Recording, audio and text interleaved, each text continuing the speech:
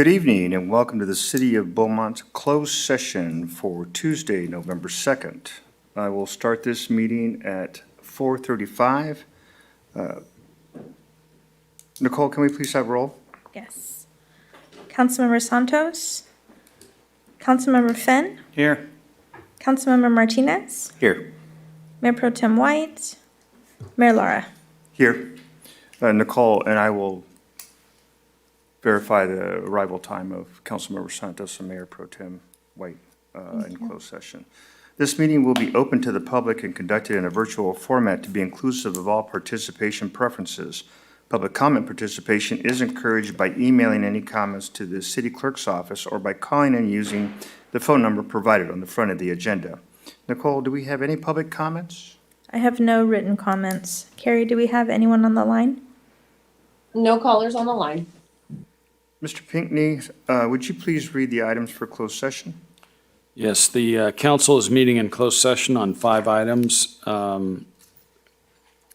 the beginning of the meeting. The first item is conference with legal counsel regarding significant exposure to litigation pursuant to Government Code Section 54956.9D2 and/or 3, one potential case relating to threat of litigation by Noble Creek Meadows LLC. The second item is conference with legal counsel regarding existing litigation pursuant to Government Code Section 54956.9D1, Southwest Regional Council of Carpenters versus City of Beaumont, Riverside County, Superior Court Case Number CVR 120000635. The third item is conference with legal counsel regarding potential initiation of litigation pursuant to Government Code Section 54956.9D4, one potential case. The fourth item, conference with labor negotiators pursuant to Government Code Section 54957.6. The city designated representative is the City Manager Todd Parton and Administrative Services Director Carrie Mendoza. The employee organization are the Beaumont Police Officers Association and the SEIU. The fifth item is conference with legal counsel, existing litigation pursuant to Government Code Section 54956.9D1. In re National Prescription Opioid Litigation, USDC case number 117CV2804. And then also at the end of the open session, we have a closed session item, and that is the annual public employee performance evaluation pursuant to Government Code Section 54957, and that is for the city manager. Thank you very much, Mr. Pinckney. Nicole, can you let the record reflect that Mayor Pro Tem White is in attendance at 4:36, please? Yes, sir. And with that, we will adjourn to closed session.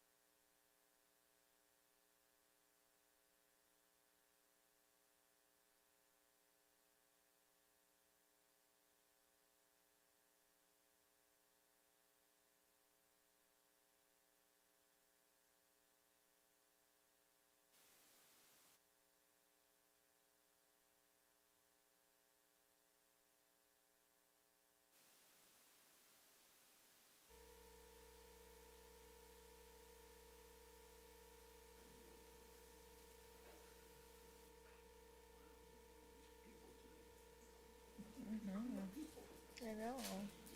Wish I had more chairs.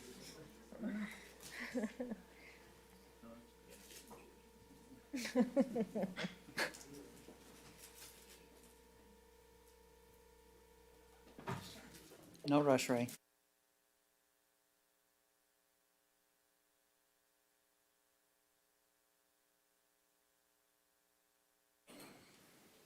So we are back from closed session.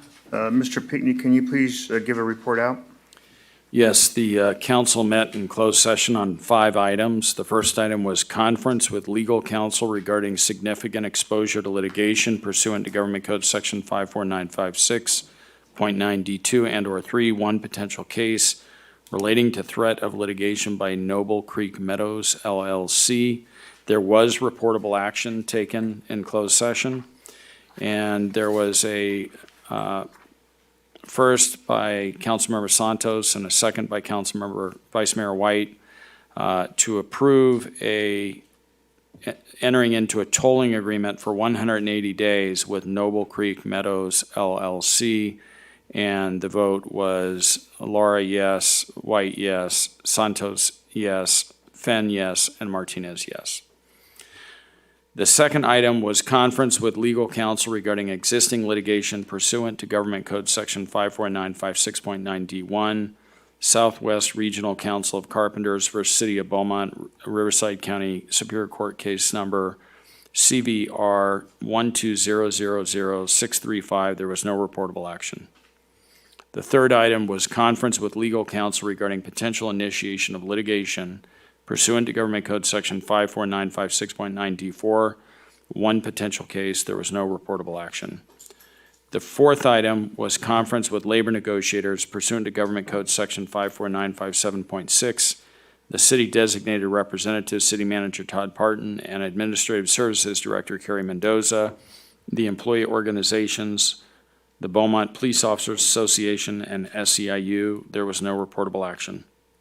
The fifth item was conference with legal counsel existing litigation pursuant to Government Code Section 54956.9D1, in re National Prescription Opiate Litigation, U.S. District Court Case Number 117 CV 2804, and there was discussion regarding a settlement that would result in the City of Beaumont receiving $336,000 and $336,865 in connection with that settlement. There was a motion to approve the settlement with settlement funds being paid directly to the city and authorizing the mayor and the city manager to take any action needed in furtherance of the settlement. And the first was made by Vice Mayor White, and the second was made by Councilmember Fenn. And the vote was Vice Mayor White in favor of the settlement, Councilmember Fenn in favor of the settlement, Mayor Laura in favor of the settlement, Councilmember Martinez in favor of the settlement, and Councilmember Santos, who arrived partially into that discussion, abstained because he came in late to the discussion. And that concludes the report out from closed session. Thank you very much, Mr. Pinckney, and I'd like to welcome everybody to the City of Beaumont regular session. I will call this meeting to order at 6:37. Can I have a roll call, please, Nicole? Yes, sir. Councilmember Santos? Here. Councilmember Fenn? Here. Councilmember Martinez? Here. Mayor Pro Tem White? Here. Mayor Lara? Here. Nicole, can you let the record reflect that Councilmember Santos did arrive in closed session at 4:53?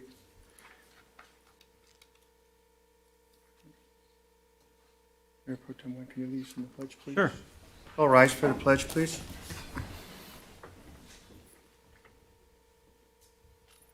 Ready? Begin.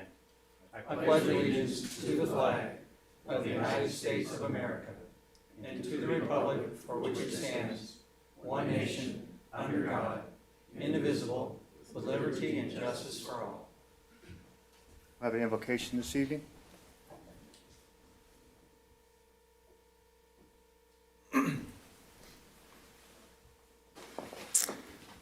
Good evening. Will you join me in prayer? Heavenly Father, we thank you for today, for every day is a gift from you. Thank you that your word reminds us that you know all that we need even before we ask, yet you beckon us to come as your children and seek your wisdom. So, Father, we ask for wisdom, not the wisdom of the world, for that is foolishness to you, but the divine wisdom that can only come from you. Solomon asked for wisdom to govern your people, and we ask the same. Bless all of those who govern our great city of Beaumont. May they lead as examples of servant leaders. May they look to you for the wisdom that only you can give. And we thank you for calling us to serve. May our lives please, honor, and glorify you alone. And we ask all of these things in the mighty name of Jesus Christ our Lord. Amen.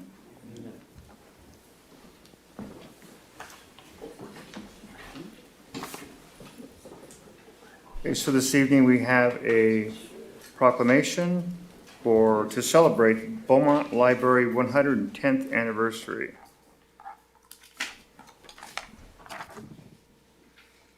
So whereas in 1909, the Women's Club of Beaumont initiated the establishment and building of the library, and whereas in 1911, the first Beaumont Library trustee meeting was held and appointed Mrs. C.J. Miner as a librarian, and whereas on October 1st, 1911, the library, located on the ground floor of the Beaumont Bank Building, opened its doors to the public, and whereas the Beaumont Library District was established in 1911, and the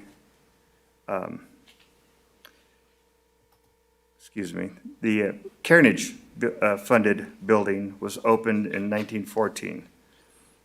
Whereas the Beaumont Library District gives residents of all ages a means to continue to learn throughout their lives, to meet recreational reading interest, to find and evaluate information in a variety of formats, to get answers to their questions. And whereas the Beaumont Library District provides current popular materials, encouraging the youngest children to develop an interest in reading and provide community gathering place. And whereas the Beaumont Library District provides a variety of programs and classes to the community, online library resources, and internet access. And whereas the Beaumont Library District will celebrate a new bookmobile for the outreach and youth services.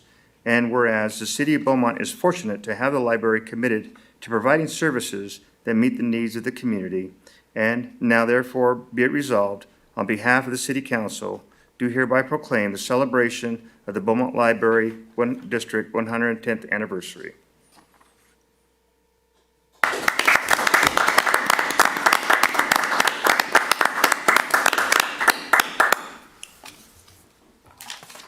You wanted Sure. Yes, yes, so we could, Come on, Julio. Julio, come over here. I'll pick you up. Where are we gonna do this? Up here. Right here. With the Beaumont and yeah. Come over here. Good job, good job. Okay. Thank you. Oh, yeah. Anyway, so we can.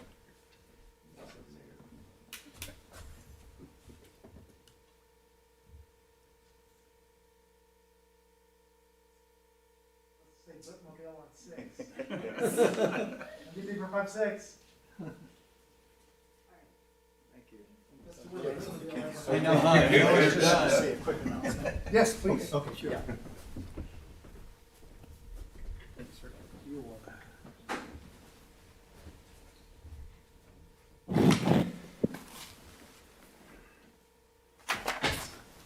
Yes, it is. I just want to thank the city for this proclamation and for the recognition of our 110th anniversary. And I also wanted to announce that our new bookmobile that was mentioned in the proclamation will have its Chamber of Commerce ribbon cutting on Thursday morning at 9 o'clock in the parking lot outside the library, so you're all invited. Thank you again.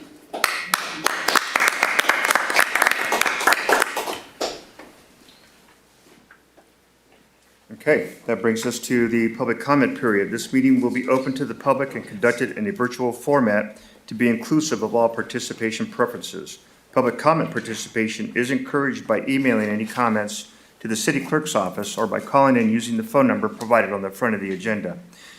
Anyone in person wishing to speak can do so by filling out a form at the back of the room and handing it to a staff member. And Nicole, do we have any public comments this evening?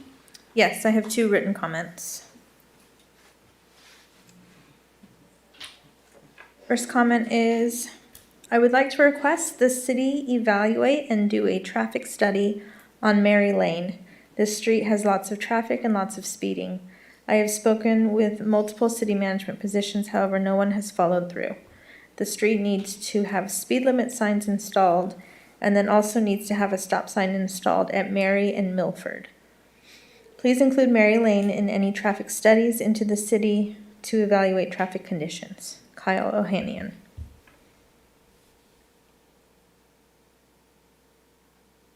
And then the next public comment.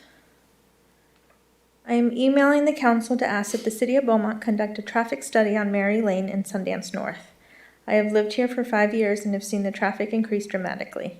On a daily basis, there are many cars that speed on this street. There have been numerous calls to the city regarding this matter and nothing has been done. We are asking that speed limit signs and possible speed bumps or stop signs be placed accordingly. Thank you for your time and ensuring our neighborhood safety. Sincerely, Melanie Smith. That's the last of the written comments. Carrie, do we have anyone on the line? No callers on the line, Nicole. Thank you, Nicole. That brings us to the consent calendar. Items on the consent calendar are taken as one motion, one action item, unless an item is pulled for further discussion here or at the end of action items. Approval of all ordinances and resolutions to be read by title only. Any items wish to be pulled by council? Mr. Mayor, Yes. I'd like to pull item number 8. Okay. Mayor, I'd like to pull item number 2. Number 2. Okay, do we have a motion to approve the balance? Or are there any other items to be pulled? I'll put a motion to consent calendar item number 3 through number 7. I'll second. Councilmember Santos? Aye. Councilmember Fenn? Yes. Councilmember Martinez? Yes. Mayor Pro Tem White? Yes. Mayor Lara? Yes. Okay. Item 2, approval of the minutes. Yeah, Mayor, I wasn't sure that I saw those attached. I just wanted to see if I missed that, or I just, It's not highlighted on the, It could be missing from the packet. I'll include it on the next one. okay, so then I'll suggest that we, I guess, would table that, Table item number 2. consent, yes. Yeah. We'll table consent item 2. Thank you, Councilmember Martinez. Brings us to item 8, letter of support for Coachella Valley San Gorgonio Pass Rail Corridor Service Project. Councilmember Finn? Yes, Mr. Mayor, thank you. Question for staff. On the recommended support letter, bullet point number 2, where it talks about, the project, what will it encompass? It says project level environmental clearance for up to 6 stations, a new third main track, and associated grade crossing and signal improvements on the eastern section of the corridor. And if I understand correctly, we are part of that eastern section of the corridor. So my big question is, what does this do to our plans for Pennsylvania and Highland Springs? Is there any changes there, or will it affect that? What I would hate to see is if we go through with a project, perhaps we get ours done and then it gets undermined and redone with a third rail, going through. I've seen that there's 2 tracks that come through our area.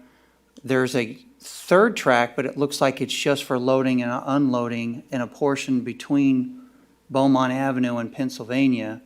But the bridge that goes over Highland Springs only supports the 2 tracks. And so I would imagine they need to go 3 through there. And with our plans for upgrading those intersections, does it make it worse for us in supporting this? The Tier 2 study that they're requesting funding for would look at all those specific details. So it would look at where potential rail crossings would go, do bridges need to be widened and where. So I would anticipate that there's going to be some widening to, for example, the Highland Springs grade separation that's there to be able to accommodate any additional rail.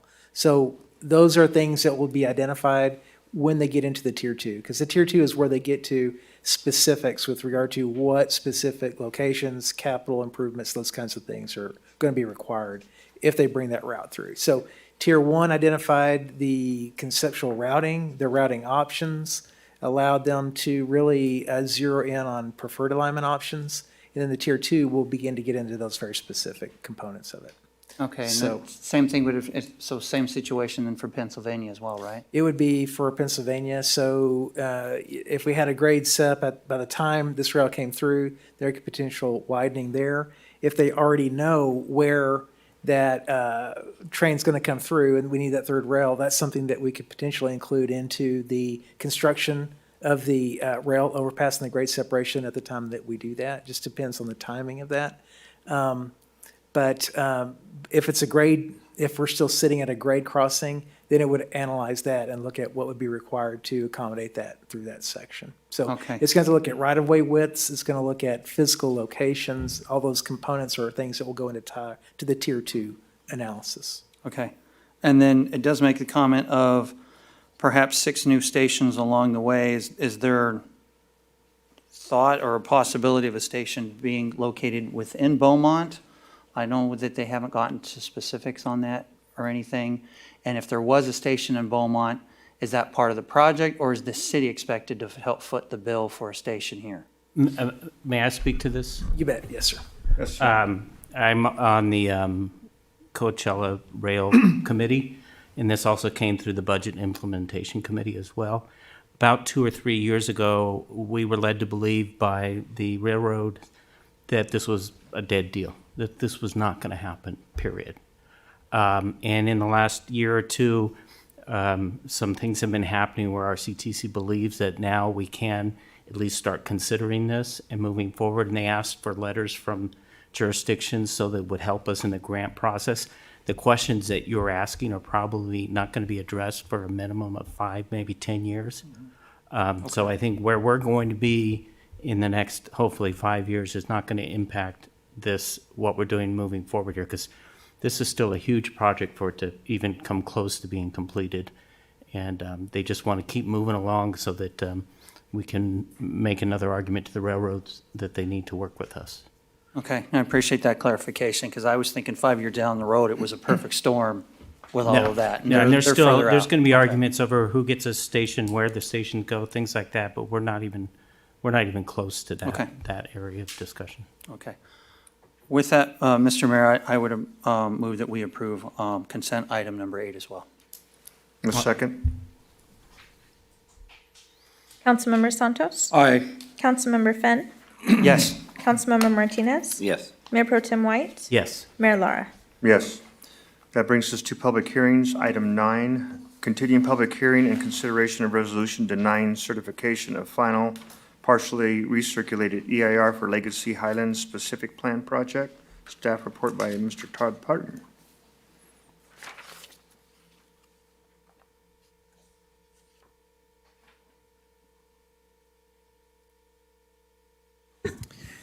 Yes, thank you, Mayor. So this item was continued, or is a continued public hearing from a prior city council hearing.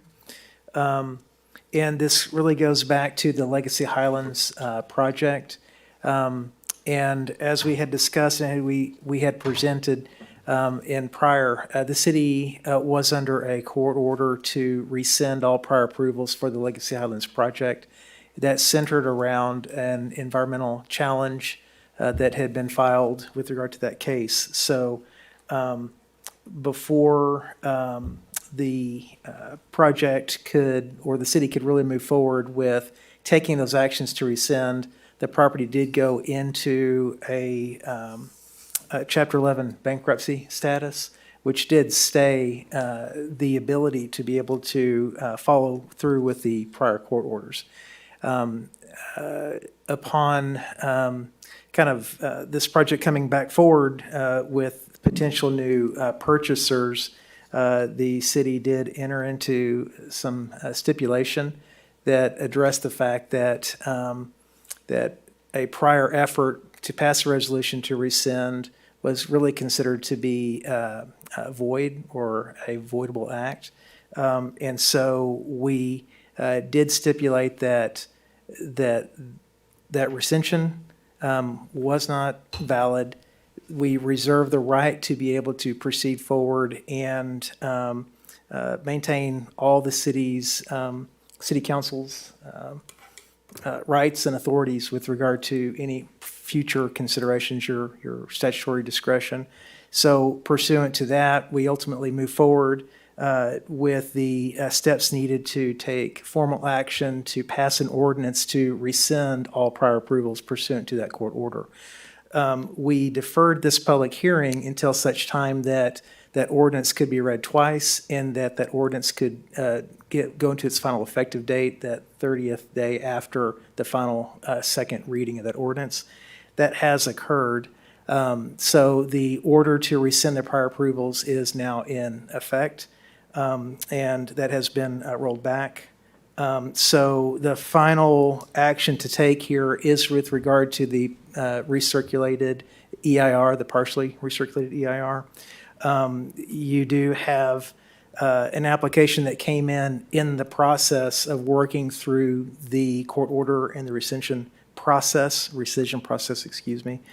So again, this final action of City Council would be to reject the final recirculated EIR since it is based upon the prior project for which there now are no longer any approvals or entitlements. So city staff would recommend that the City Council vote to rescind, or I'm sorry, to disapprove and not certify the partially recirculated EIR for the Legacy Highlands project.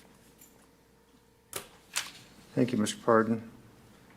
With that, I will open the public hearing at 6:55. Nicole, do we have any public comments for this item? I have no written comments. Carrie, do we have anyone on the line? Yes, I have one caller on the line and two on hold behind him. So your first caller is Omar Kobian. I'll be transferring him in now.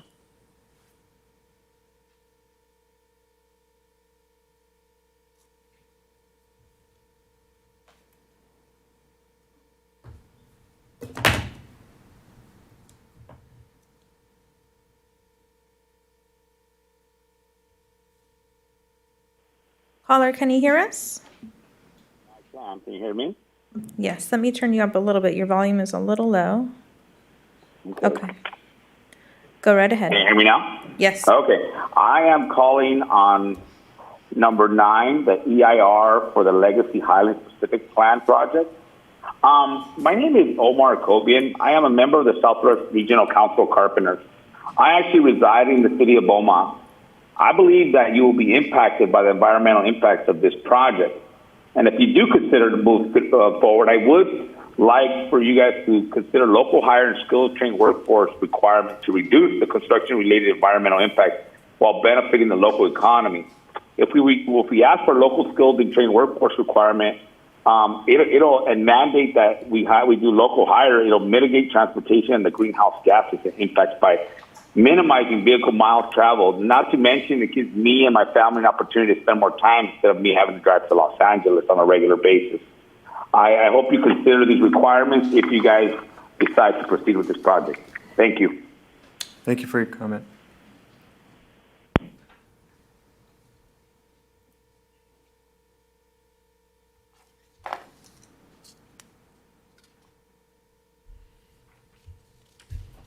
Okay, your next caller will be Ron Roy. I'll transfer him in now.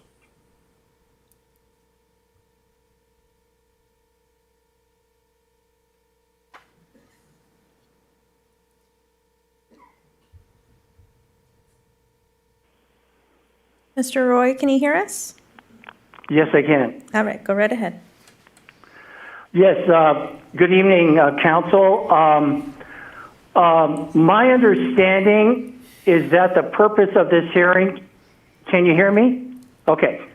Yeah, my understanding is that the purpose of this hearing is to deny the certification of a final PEIR, I guess, that came out earlier this year.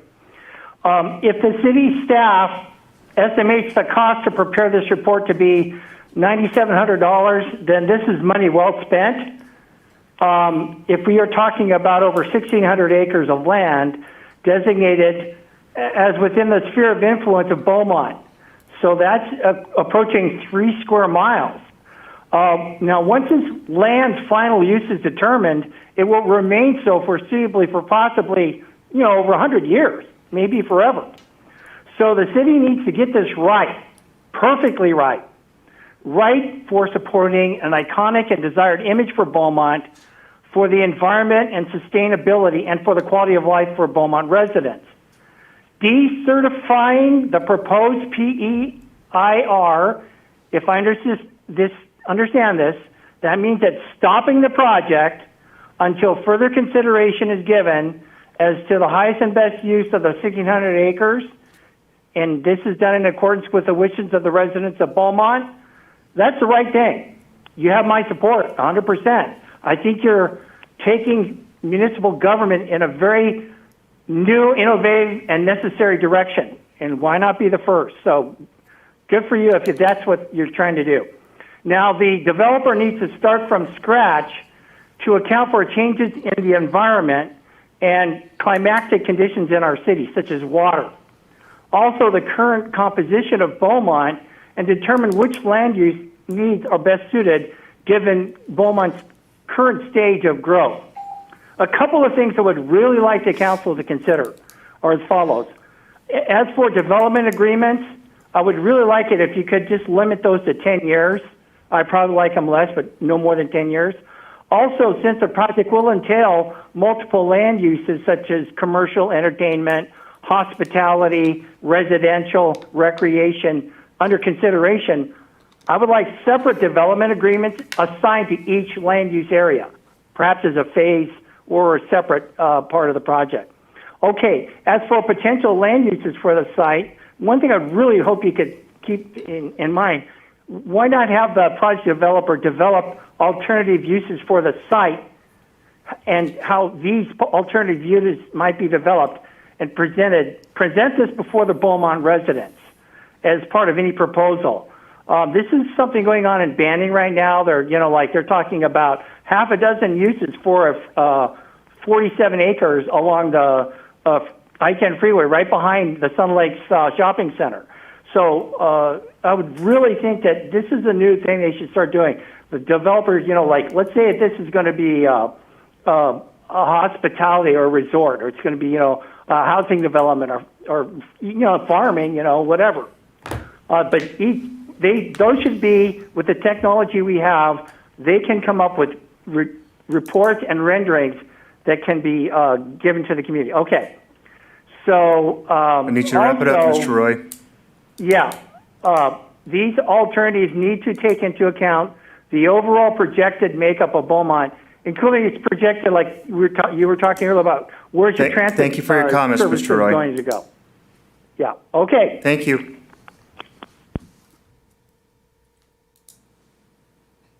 Nicole, our third and final caller, is not answering. When I attempted to recontact with him, I called him 3 times and left him a message.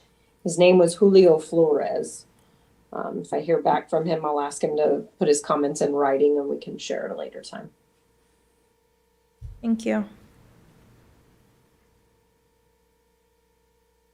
I have no other comments. So with that, I will close the public hearing at 7:02. Have any council discussion or comments or motion? Mayor, I'll move to waive the full reading and adopt by title only a resolution of the City Council of the City of Beaumont, California, denying the certification of the final partially recirculated environmental impact report. I'll second. Roll. Councilmember Santos? Aye. Councilmember Fenn? Yes. Councilmember Martinez? Yes. Mayor Pro Tem White? Yes. Mayor Lara? Yes. That brings us to action or public hearing item 10. Public hearing and first reading of an ordinance amending and restating Chapter 8.12 of the Solid Waste Management of the City of Beaumont Municipal Code. Staff report by Ms. Suzanne Foxworth. Before you start on that, I'm going to recuse myself on this item because one of the attorneys in my law firm has represented or done work for the city's franchisee, the waste hauler, And just to avoid the appearance of any impropriety, given that it may impact them, I'm going to recuse myself. Thank you.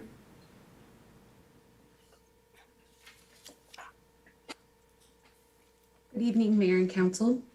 This item is another follow-up to update the city's solid waste ordinance to reflect the changes in the state law. SB 1383 builds on existing legislation AB 341 and AB 1826. The purpose of SB 1383 is to reduce organic waste disposal. On May 7, 2019, City Council unanimously approved a collection services agreement, which went into effect on July 1st, 2019. To keep in harmony with said agreement, the proposed ordinance contains the necessary provisions to ensure the city, its residents, businesses, as well as the city's franchisee, Waste Management, complies with the state law requirements concerning solid waste, which includes SB 1383. This legislation goes into effect January 1st, 2022. I also have with me Chad Harrington with Burke, Williams, and Sorensen, who is part of our legal counsel, and also our consultant from R3, Carrie. I will now pass it to Chad, who has a brief presentation for you regarding this item. We will also be available for questions. Thank you, Sue. Just want to make sure everybody can hear me. Yes. Yes. Great. I'm going to share my screen.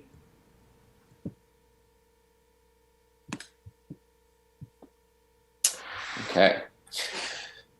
So as Sue said, I wanted to do a brief discussion of what is in the new ordinance concerning SB 1383. And myself and Carrie Baxter from R3 will be available for any questions after the presentation. A little bit of background. The city pretty recently, actually in June of 2019, did a complete revamp of its solid waste ordinance. And then it was some minor updates were done in December 2019. Those 2019 updates were the result of some changes that occurred in the law. As Sue mentioned, AB 1826, AB 341, as well as AB 1594. But it was all also in coordination with the new franchise agreement the city entered into with Waste Management. We wanted to make sure that the ordinance and the new franchise agreement worked in harmony with one another. Lastly, we did an update to the ordinance to kind of reorganize it and make it more user-friendly to staff and residents and businesses in the city.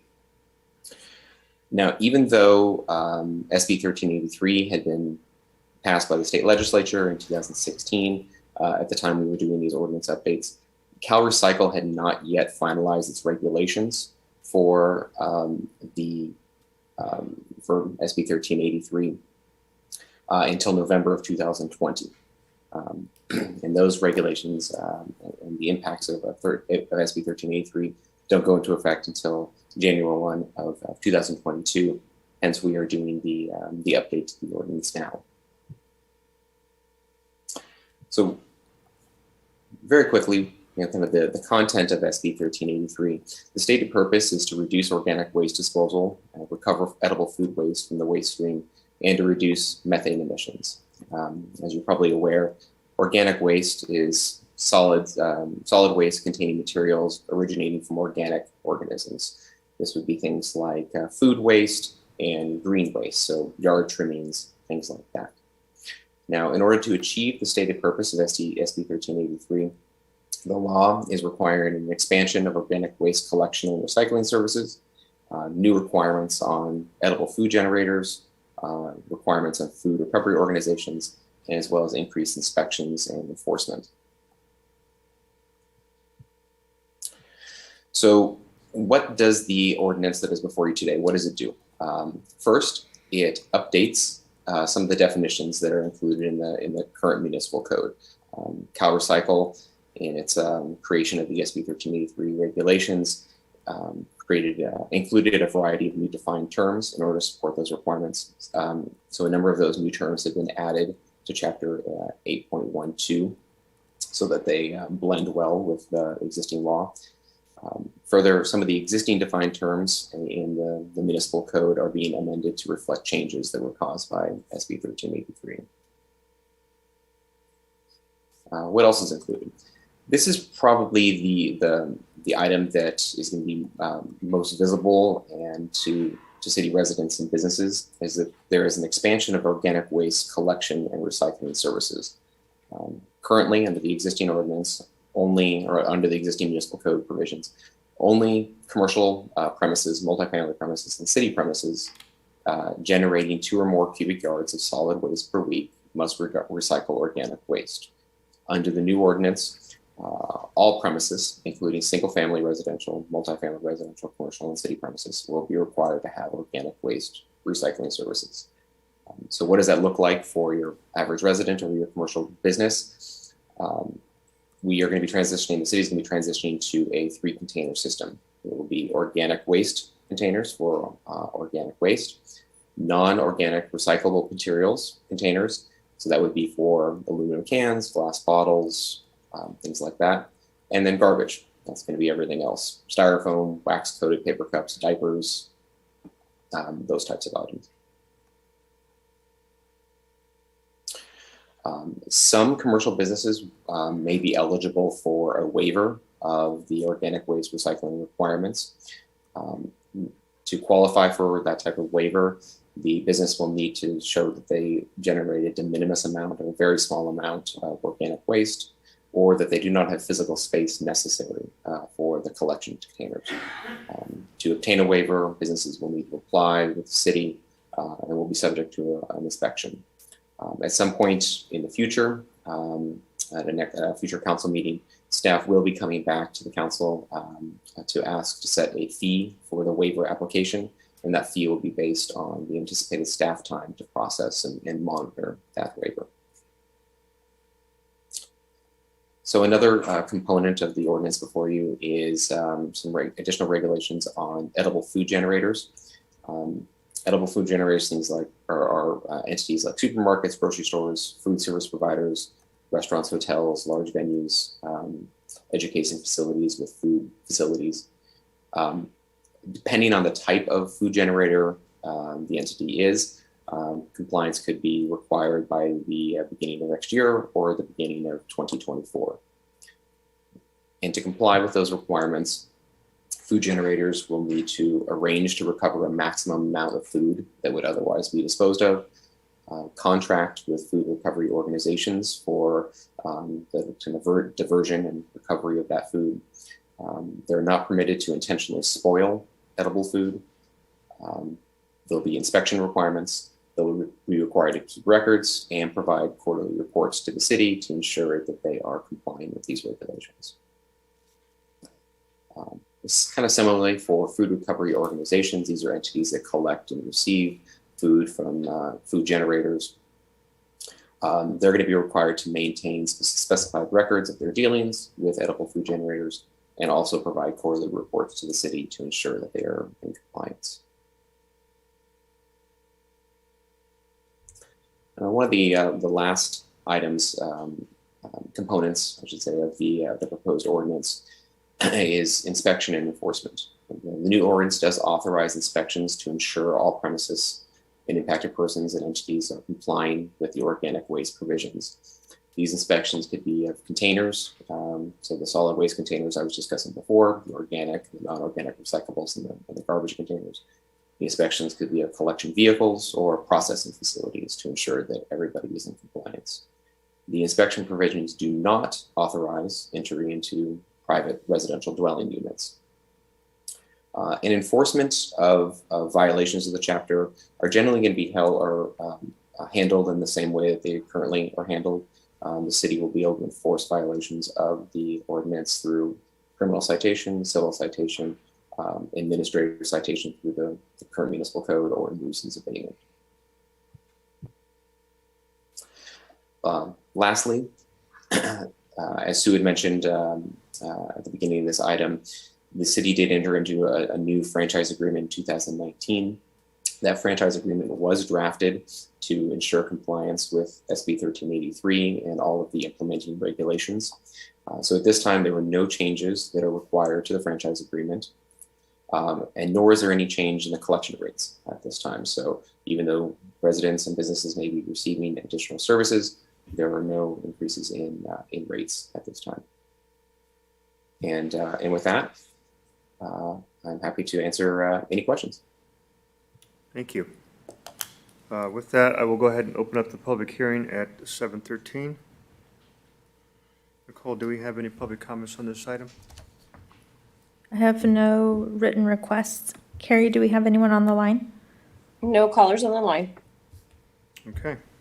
So with that, I will close the public hearing at 7:13 and open it up for council discussion.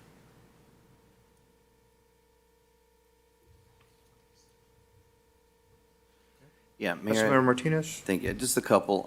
So how does, is there any sharing of responsibility between the city and the collector agency?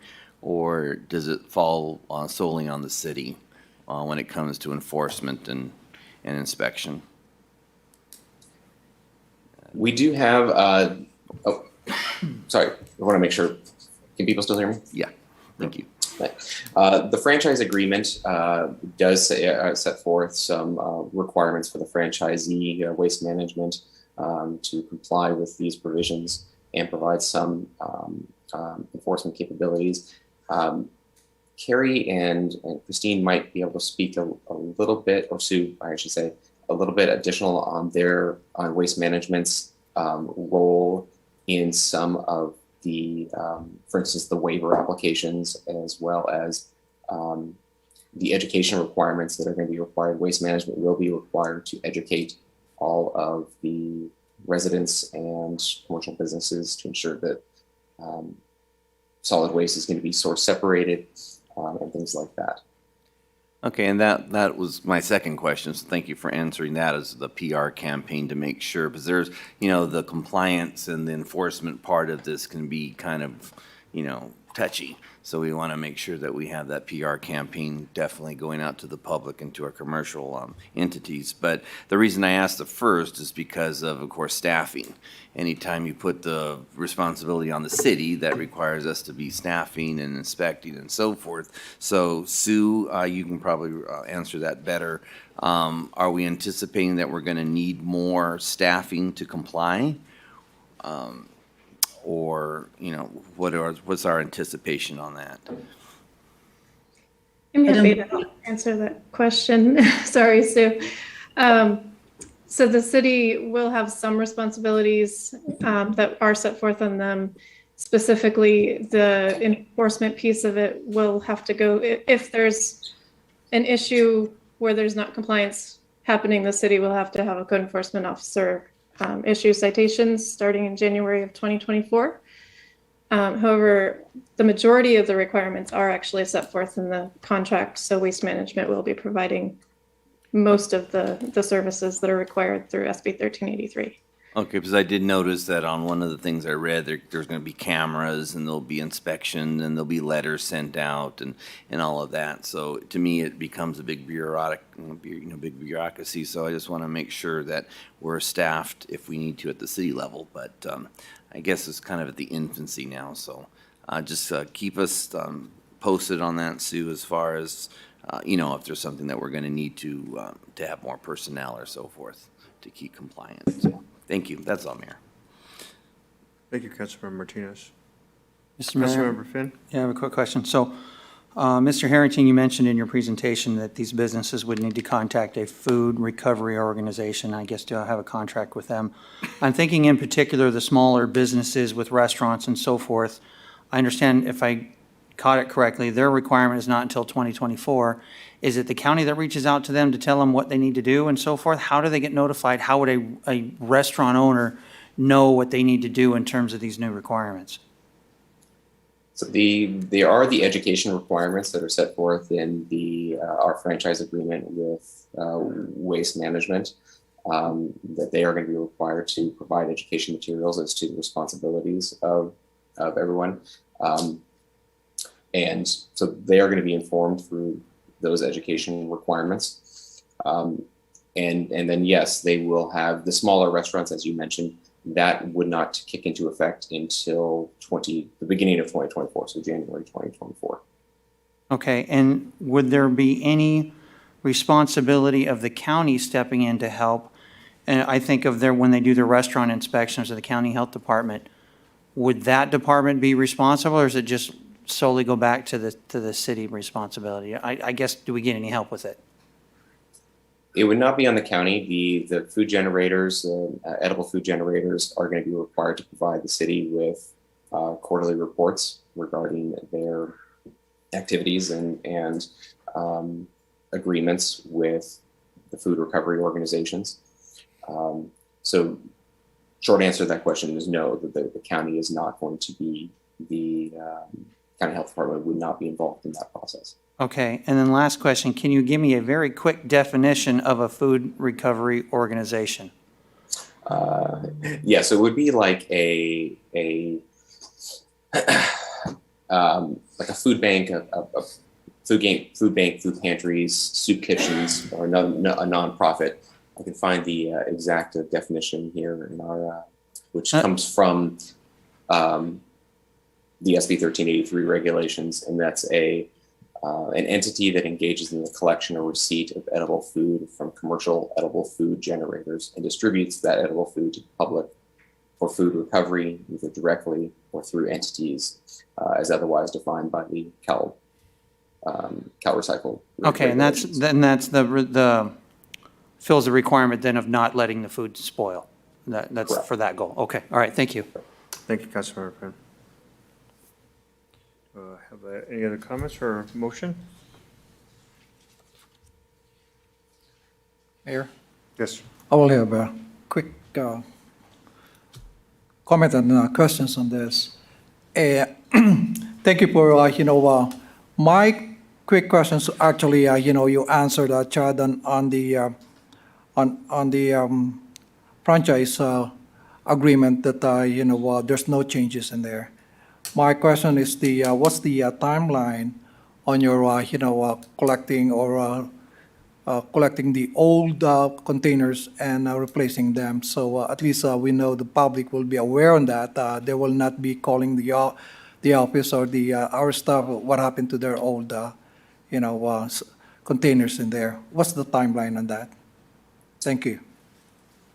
Carrie or Sue, if I can have you jump in on that. I can't remember the exact, I know we've had some discussions with Waste Management. I can't remember exactly when they are planning on delivering the new containers at this moment. I can start answering that. So as of right now, you'll be commingling the organics in your green waste container. With SB 1383, they do have until January 2036 to be in compliance with the new carts. Okay, very good. Thank you. Mayor, I have a quick question. Mayor Pro Tem White? My understanding is that the new rules require that we move from a 2 container to a 3 container. But for those of us, which I think is a majority, we're already at a 3 container. So are we, did I misunderstand this? And are we going to have additional containers, or those of us with 3 are just going to continue to move forward as if nothing changed?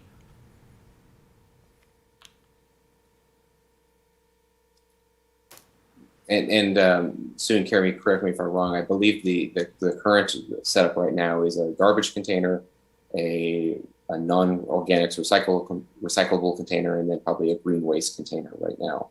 And I believe the green waste container is going to be converted to our organics container. So you would be putting your food waste, green waste, both in that green container.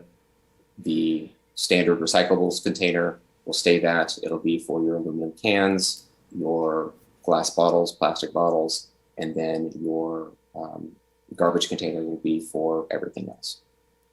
But we're not going to need a new colored container? I mean, we're good to move forward with, as long as we're meeting those 3 requirements, correct?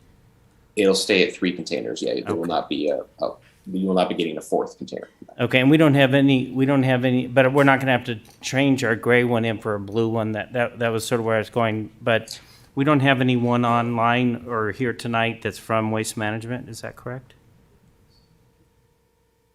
I don't believe anybody from Waste Management is online, but they will not know. Okay. Because I had a recent conversation with them not too long ago. It was actually at the Banning's State of the City, and they're struggling with meeting demands for the containers that they need now because of the supply chain issues that the rest of us are meeting. So if they don't, if that, I think it was January 26th or 23rd deadline is not met, what are the implications of that for the city?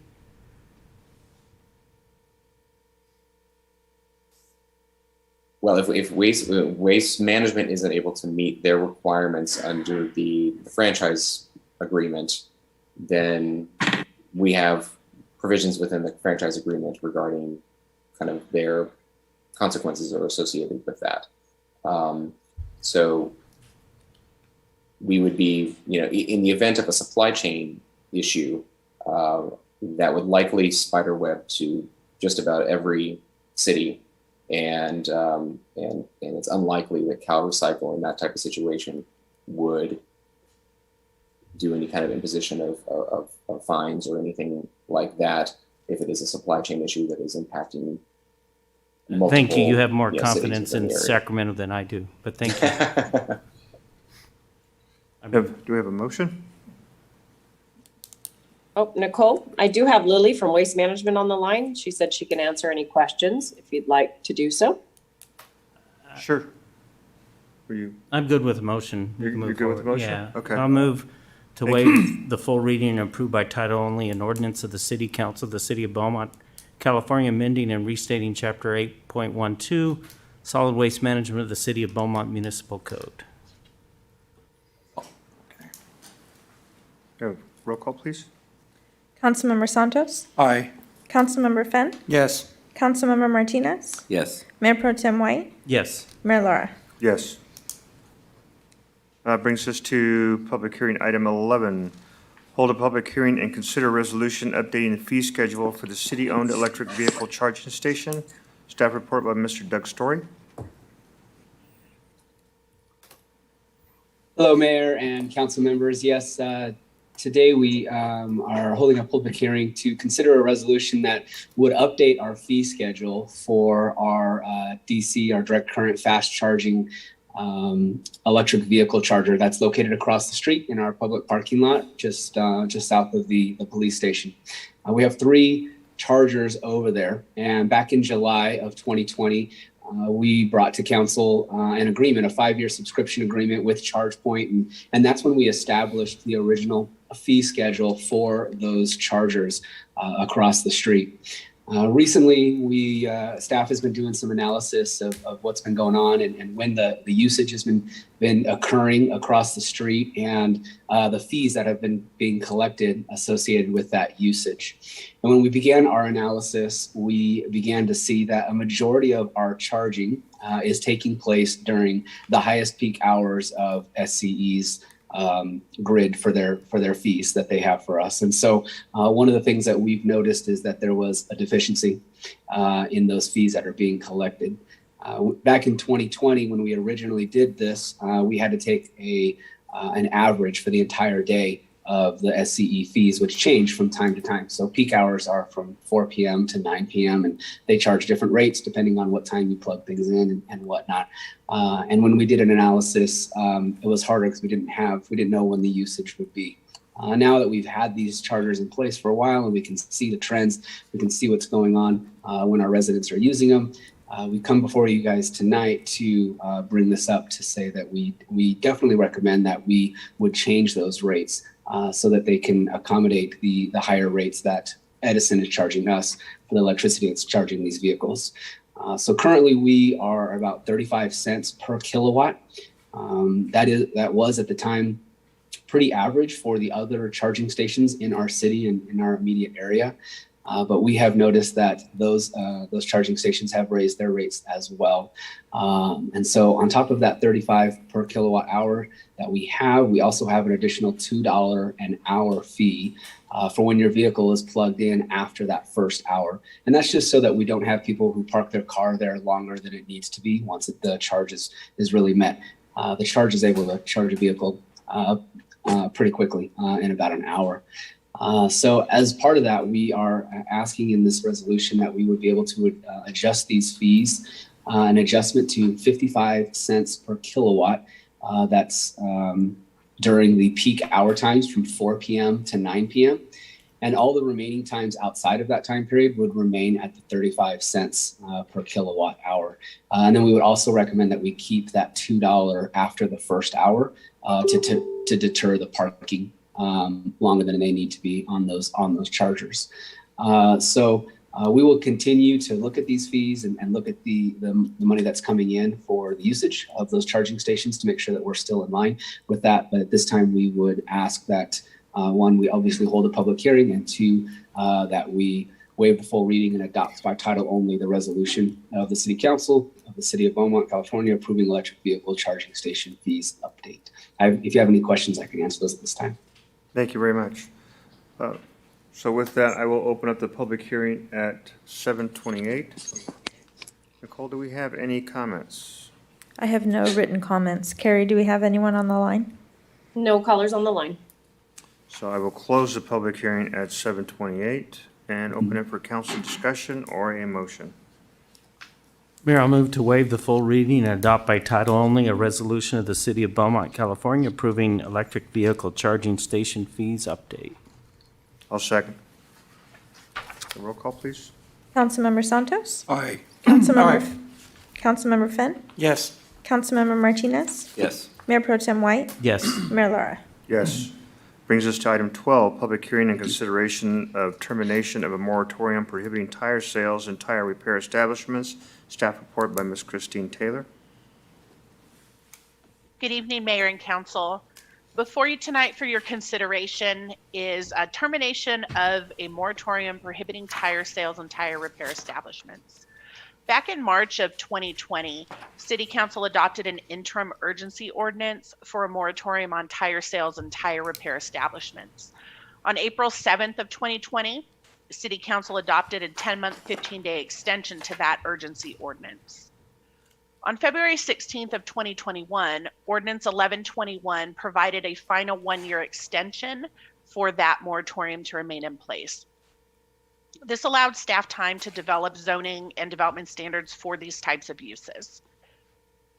In September and October of this year, City Council held a series of public hearings and adopted development standards related to tire sales and tire repair facilities. On October 5th of 2021, the second reading of this municipal code chapter was approved by council and will take effect in just a few days here on November 5th. The last step in this whole process is to take City Council to take a formal action adopting an ordinance lifting the moratorium. If adopted by City Council at this meeting, a second reading will take place on November 16th and the moratorium will be lifted 30 days after. Staff is recommending City Council hold a public hearing and waive the first full reading and approve by title only an ordinance of the City Council of the City of Beaumont terminating urgency ordinance 1121, imposing a temporary moratorium, prohibiting tire sales and tire repair facilities pursuant to Government Code Section 65858 as extended by urgency ordinance 1123. I'm available if you have any questions. Thank you very much. I will open the public hearing at 7:31. Nicole, do we have any public comments for this item? I have no written comments. Carrie, do we have anyone on the line? No callers on the line. So I will close public hearing at 7:31 and open it up for council discussion or a motion.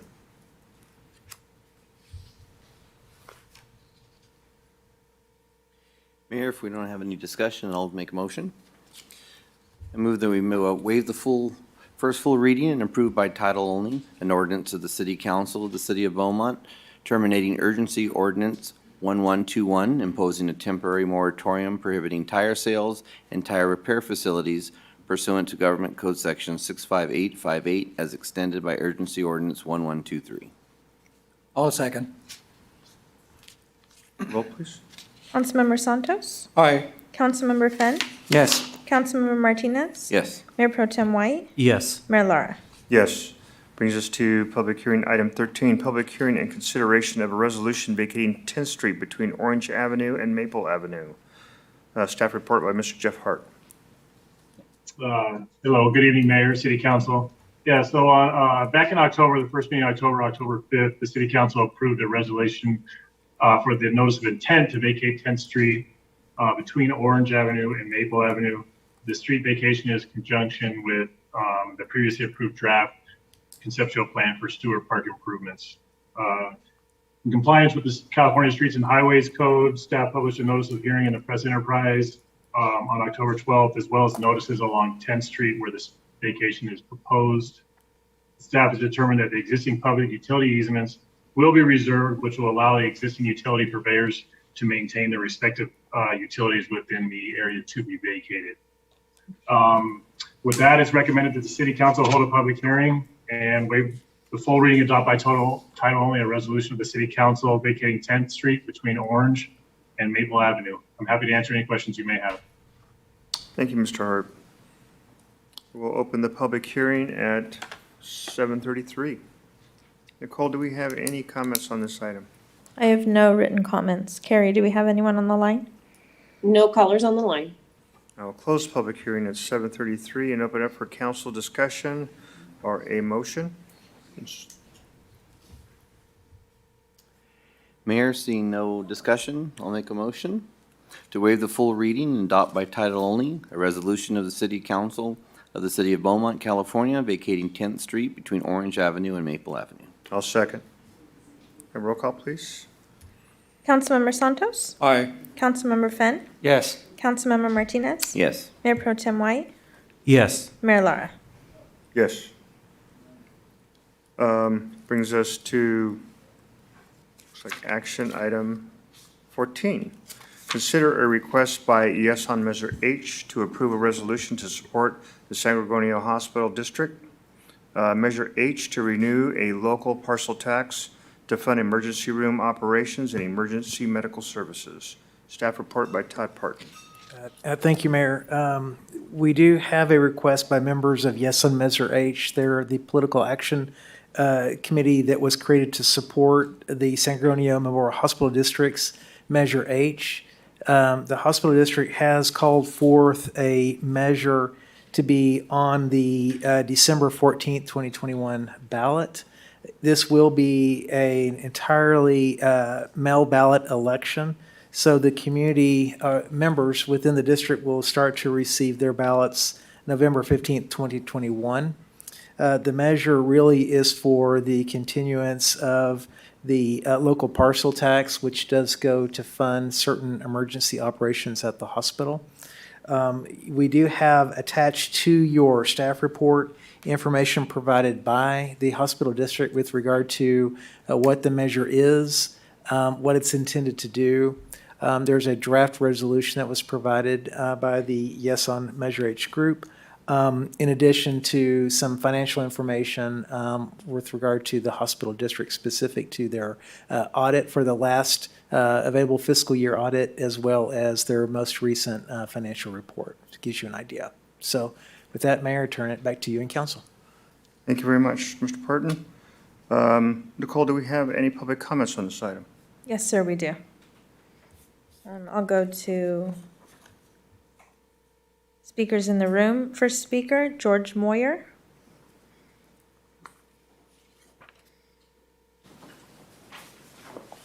Mr. Mayor, Councilman, thank you for hearing us tonight on this very important subject.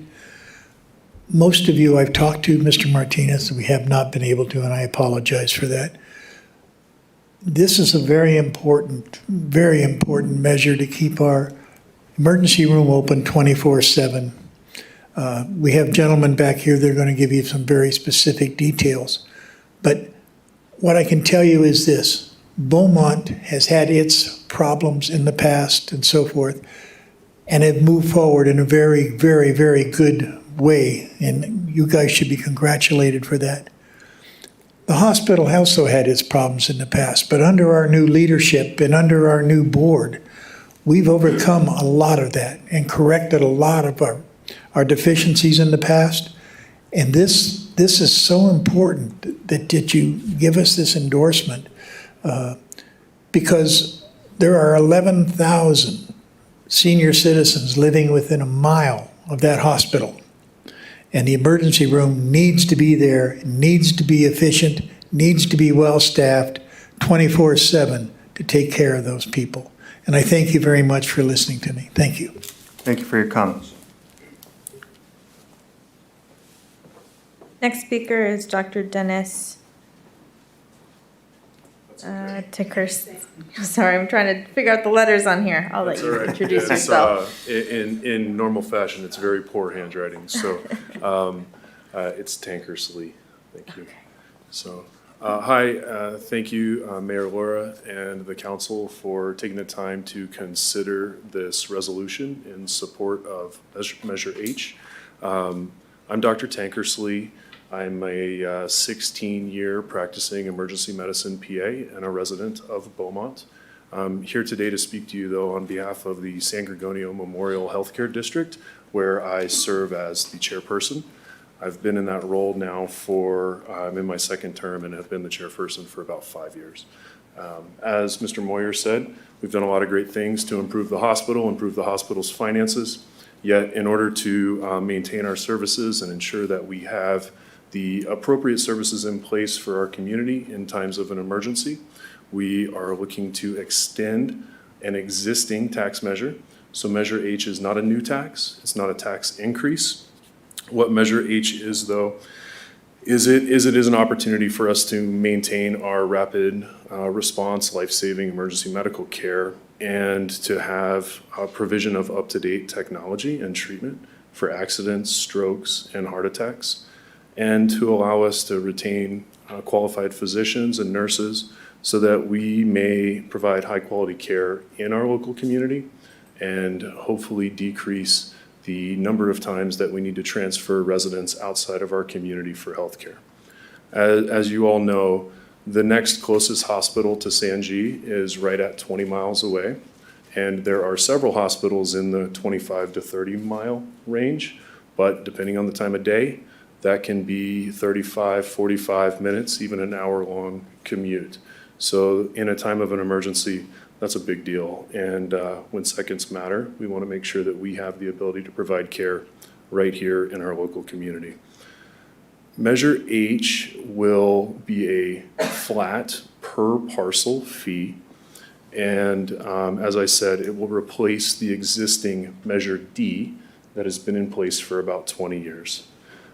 One of the major differences in Measure H from Measure D is there is no tie to the CPI or other inflationary measure within this. So where it is set today, it will stay. And it will stay there until ended by voters. And that adds up to about $5 per month per parcel now. So it's a very inexpensive, small amount of money to help to ensure that we have these very, very important services available. Measure H will be locally controlled. All the money will be spent here. And there are controls built in for community oversight to ensure that that money is spent properly, the way that the voters have deemed it to be so. The measure will be done by a direct mail-only election, and those ballots will be mailed out on on November 15th, and will need to be returned for vote by December 14th. They can, of course, be returned by mail, or we will have multiple drop boxes around the district, including one here at City Hall. Council members, this measure is very important, and I really appreciate you taking the time to consider supporting it, as have other cities within the district, including both Banning and Calamasa, whose councils have given us unanimous support for this measure. So thank you again for considering it. I appreciate your time. Thank you very much for your comment. Carrie, do we have anyone on the line? No callers on the line. So with that, we'll open it up for council discussion.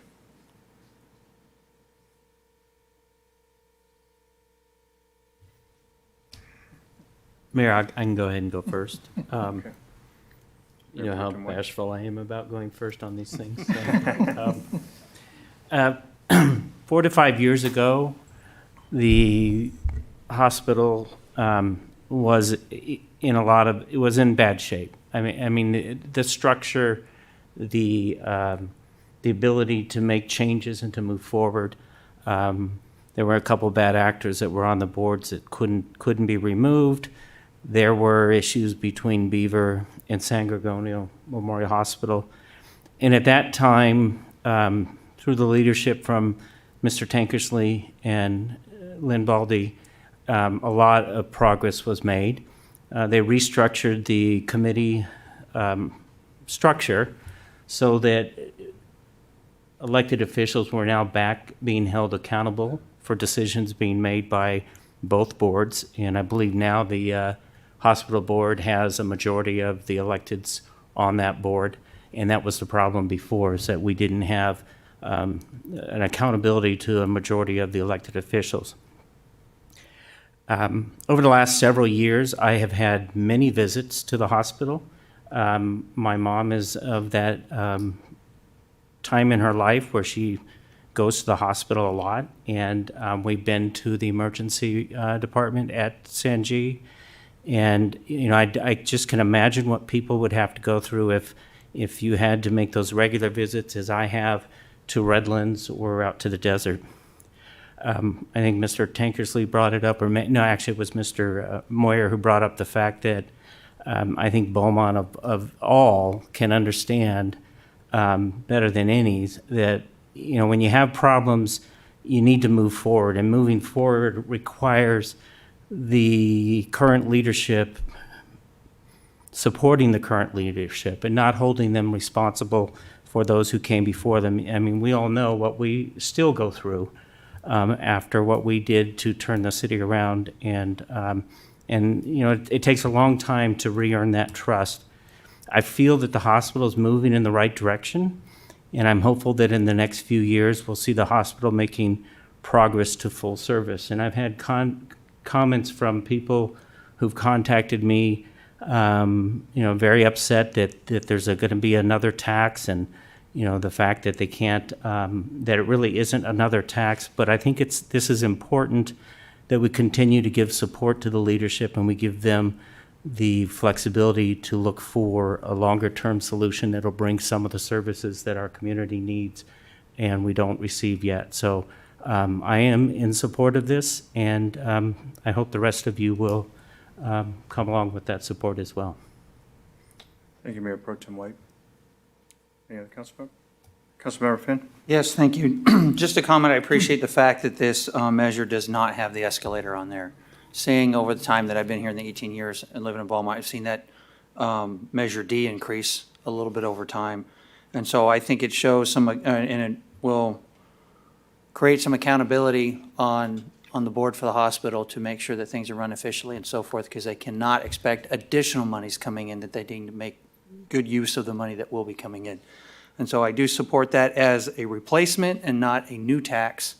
That was a question. That was the first question that I had: is does the old one go away? And certainly it does. And so I would support it. Thank you. Thank you. Mayor. Councilmember Santos?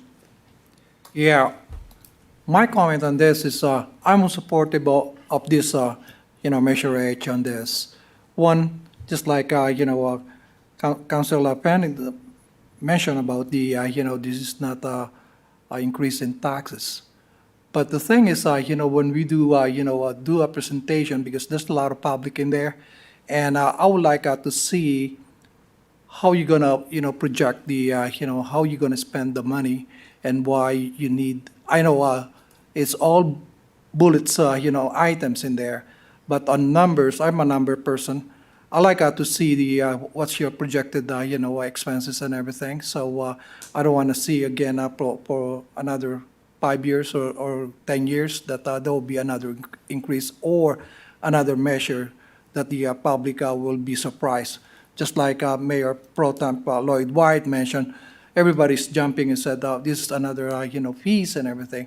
I think, the way I see it on the financial side, you're on a negative side. I mean, there's a $3 million on 2020. I look on the financial on this. I mean, there's a 2020. How's your financial in 2021? We just finished your fiscal year, and that would be nice to have that.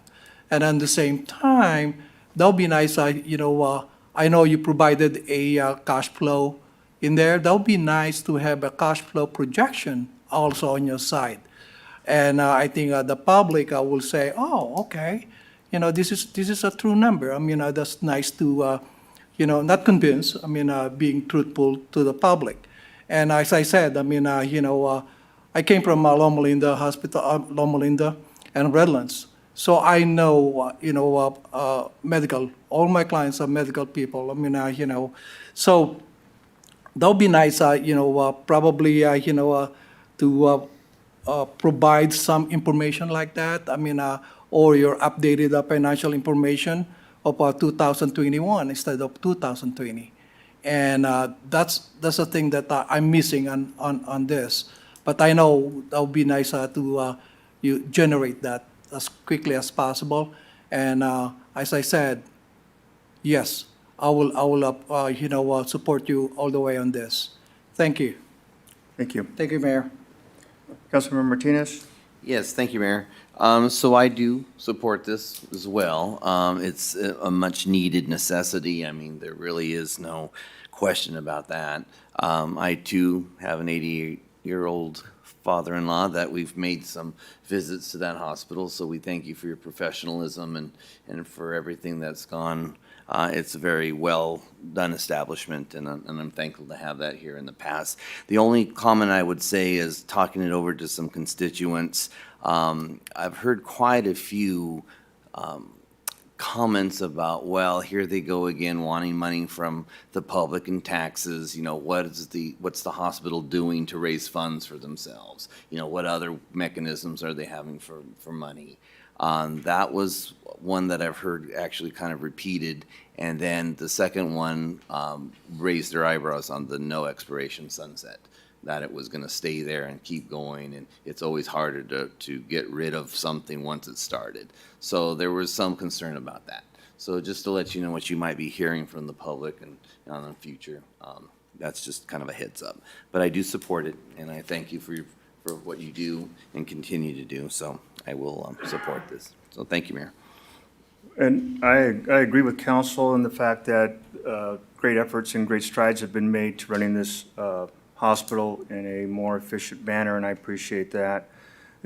As Councilmember Martinez referenced, and the concern that I have is this measure will stay on property taxes indefinitely. It is not I wouldn't have a problem doing a 10-year to help the hospital get back on its feet. The concern that I have is that it's indefinite. The only way that it can be repealed is with a referendum.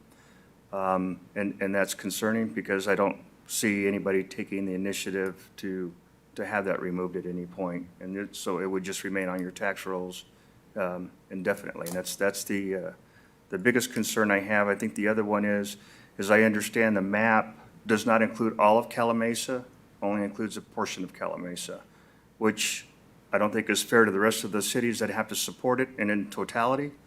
So that would be another thing that I would like to see, is that all of Calamasa is included, because I'm sure that they're using and benefiting from the hospital as well as folks from Cabazon and Cherry Valley, which are included. I understand that. So that would be the concern. I don't know if there's no way to change it at this point to make it another 10-year, or is it's too late? Okay.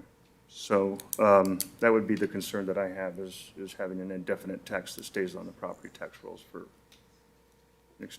indefinite time. So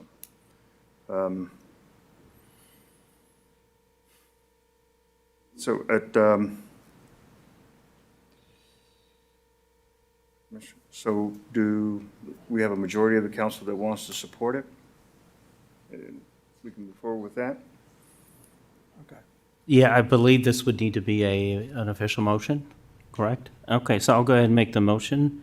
I move to approve a resolution to support the San Gorgonio Hospital District Measure H to renew a local parcel tax to fund emergency room operations and emergency medical services. I'll second. Have roll call, please. Councilmember Santos? Yes. Councilmember Fenn? Yes. Councilmember Martinez? Yes. Mayor Pro Tem White? Yes. Mayor Lara?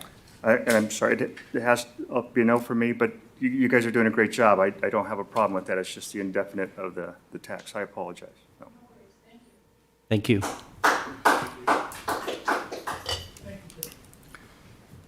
So that brings us to action item 15, consider adopting a resolution waiving the monthly facility use and staff fees at the Albert A. Chatney Senior Community Recreation Center for Carol's Kitchen through December 31st, 2022.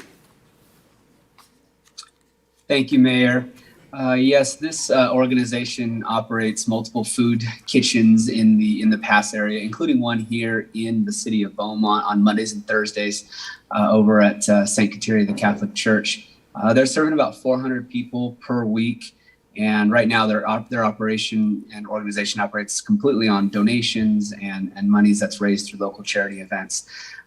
They were previously, prior to COVID-19 and some of the shutdowns that we had at our CRC, or meeting at our CRC for their monthly board meetings. When that opportunity came back and we were reopening all facilities, that request came in again, and the issue of fees came up for them. The current fee schedule includes a refundable deposit that would be about $45. The rental rate of $50 for the first 2 hours, and then $15 for every hour after that. And then also a $20 per hour fee for staff time. So it would come out to be just above $107 per month for this organization to hold their board meetings at our facility, about just over $1,200 for the whole entire year. And so they have requested that we waive that fee so that they can conduct those board meetings at our facility up until December 31st of 2022. Thank you very much, Mr. Story. Do we have any public comments on this item? I have no written comments. Carrie, do we have anyone on the line? No callers on the line. We have any comments from council or a motion? I have a quick comment. Councilmember Martinez? Yeah, so I'm in favor of this. I just want to state that first. But I do find it awkward because our next item is to discuss the fees and so forth. And it's kind of odd that we're voting on something right now that is affected by that next discussion. So if you're comfortable with it, I mean, that's fine. We can go through it. But I just thought I'd bring that out because I'm not sure where the conversation is going to go for the next item. Yeah. Councilmember Martinez, I believe to that point, which is a good point, is there really isn't they want to get direction from staff moving forward, or from council moving forward, so there'd be a standard process that we can develop. So they are in one sense tied together, but they did not want to delay the response to Carol's Kitchen and wanted to get that up front and out as soon as possible. Right, okay, so, all right, that's fine. I just didn't know where the conversation was gonna go with number 16. Because if we thought that it would not be good to do one of those options coming up, then it would be odd since we've already approved one. You know what I mean? But that's fine. I won't have a problem. Thank you, Councilmember Martinez.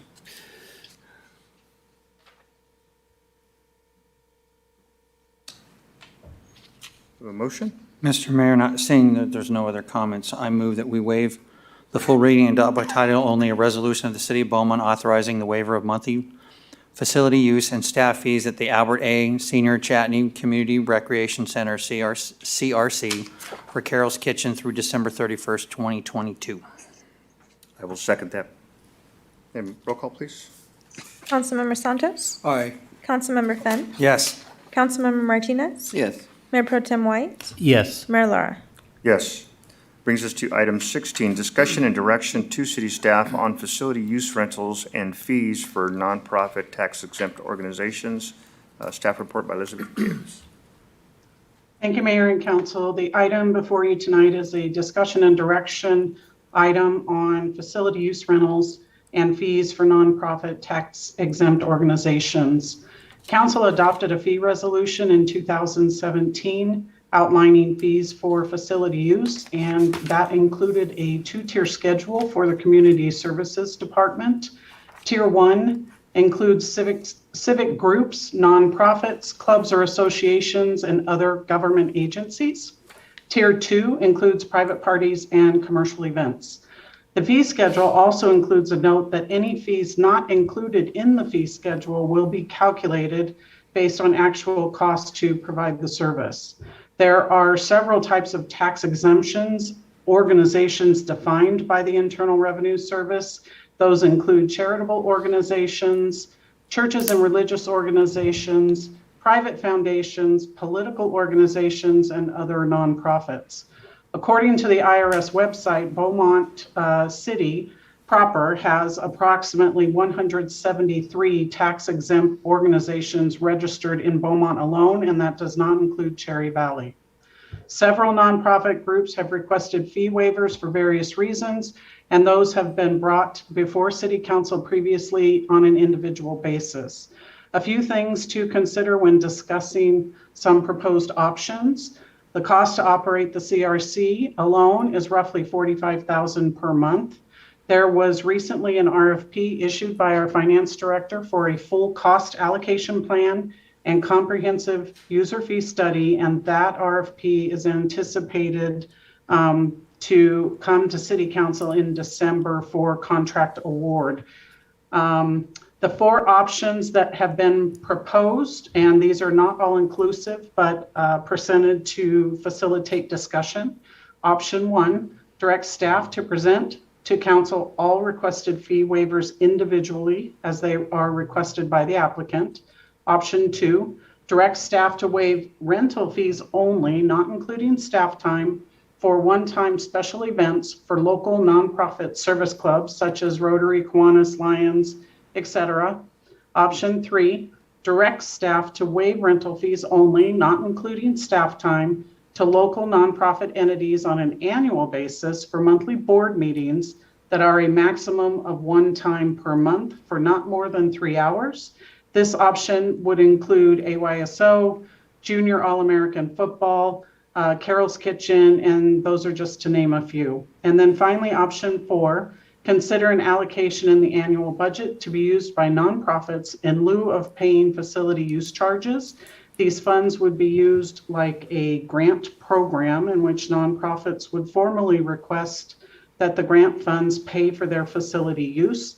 And when the funding is exhausted, future use would be paid for per the adopted fee resolution. And with that, that concludes my staff report, and I'm happy to answer any questions. Thank you very much, Ms. Gibbs. Do we have any public comments on this item? No written comments. Carrie, do we have anyone on the line? No callers on the line. Okay, so I'll open it up for council discussion.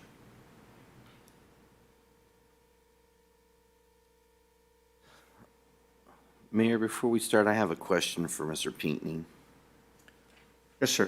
Councilmember Martinez, thank you. So Mr. Pinckney, when we talk about gift of public funds, is that have anything to do with this type of consideration?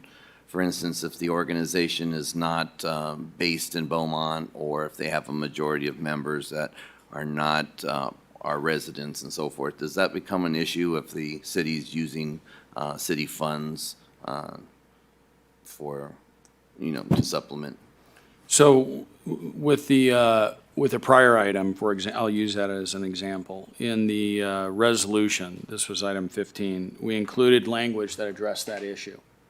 And normally, in a situation like this, there would be a finding that would be made by the city that a valid public purpose is being served by waiving the fee for the organization that's going to use the facility. And so in that case, we had language that provided that the fee waiver serves a valid public purpose, in that the fee waiver will support the critical life-sustaining services that Carol's Kitchen provides to support health, safety, and welfare of residents within the Beaumont community. Doesn't necessarily need to serve just the residents of the Beaumont community. It could be beyond that. But if you make a finding that a fee waiver program that you come up with, where you identify criteria for organizations to qualify for that fee waiver, if you make a finding that there's a public purpose served, and we can craft the language, and present it to you, but courts generally aren't going to second guess the council if you go through the process of making that finding, that there should be some public purpose that's served. It shouldn't be arbitrary and capricious, but some public purpose served by engaging in these type of fee waivers. Well, All right. And each one of the organizations that were listed in the staff report are the type of organizations that provide a service to the community. I don't think it would be difficult to craft the language. Very well. Thank you, Mr. Pini. Thank you, Mayor. Yes, sir, thank you for the question. Any other questions on this?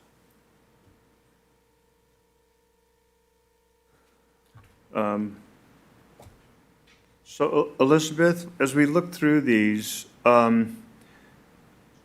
is there any way to take consideration, for example, I know that when the Beaumont Baseball rents the fields at Noble Creek, they're required to include a portion of their registration fee to cover the fee usage, which is different than, say, a service that Carol's Kitchen provides.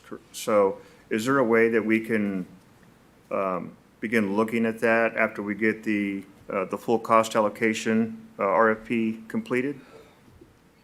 Absolutely. Actually, the cost allocation RFP is very timely. The previous cost allocation plan that triggered the 2017 resolution that council adopted for the fee schedule, I don't believe that the Parks and Rec Department was adequately analyzed and reviewed.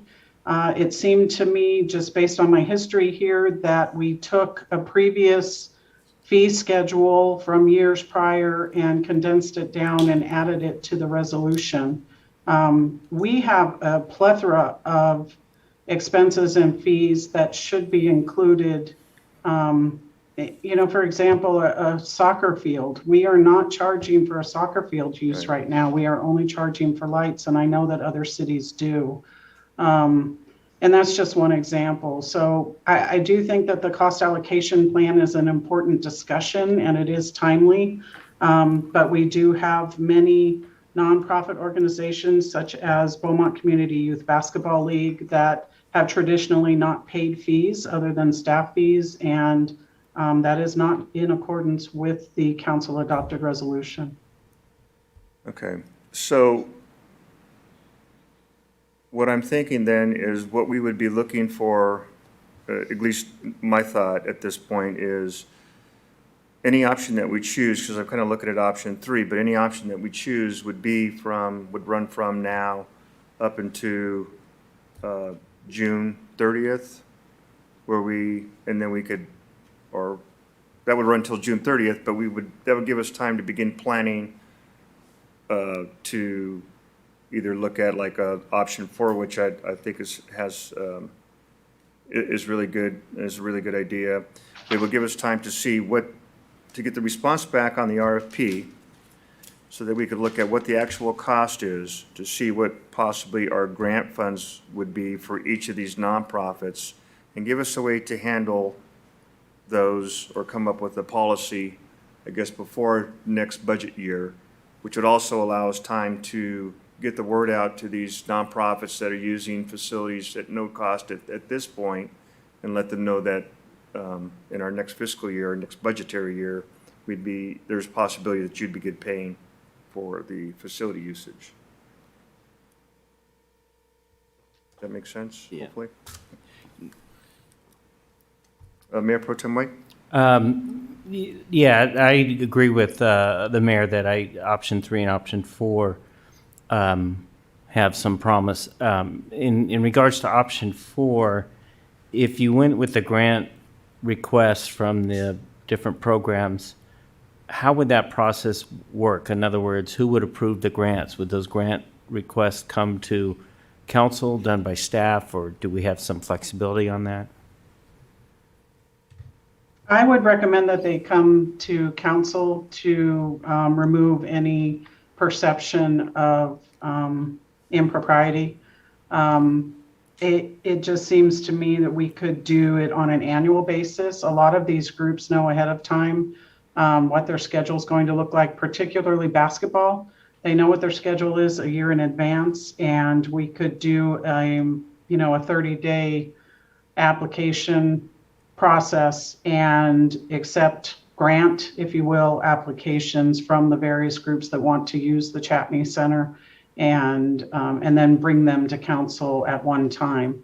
The amount of the grant allocation, the budget amount is something that we would need to determine ahead of time, and it would need to be added to the Chatney Center's budget.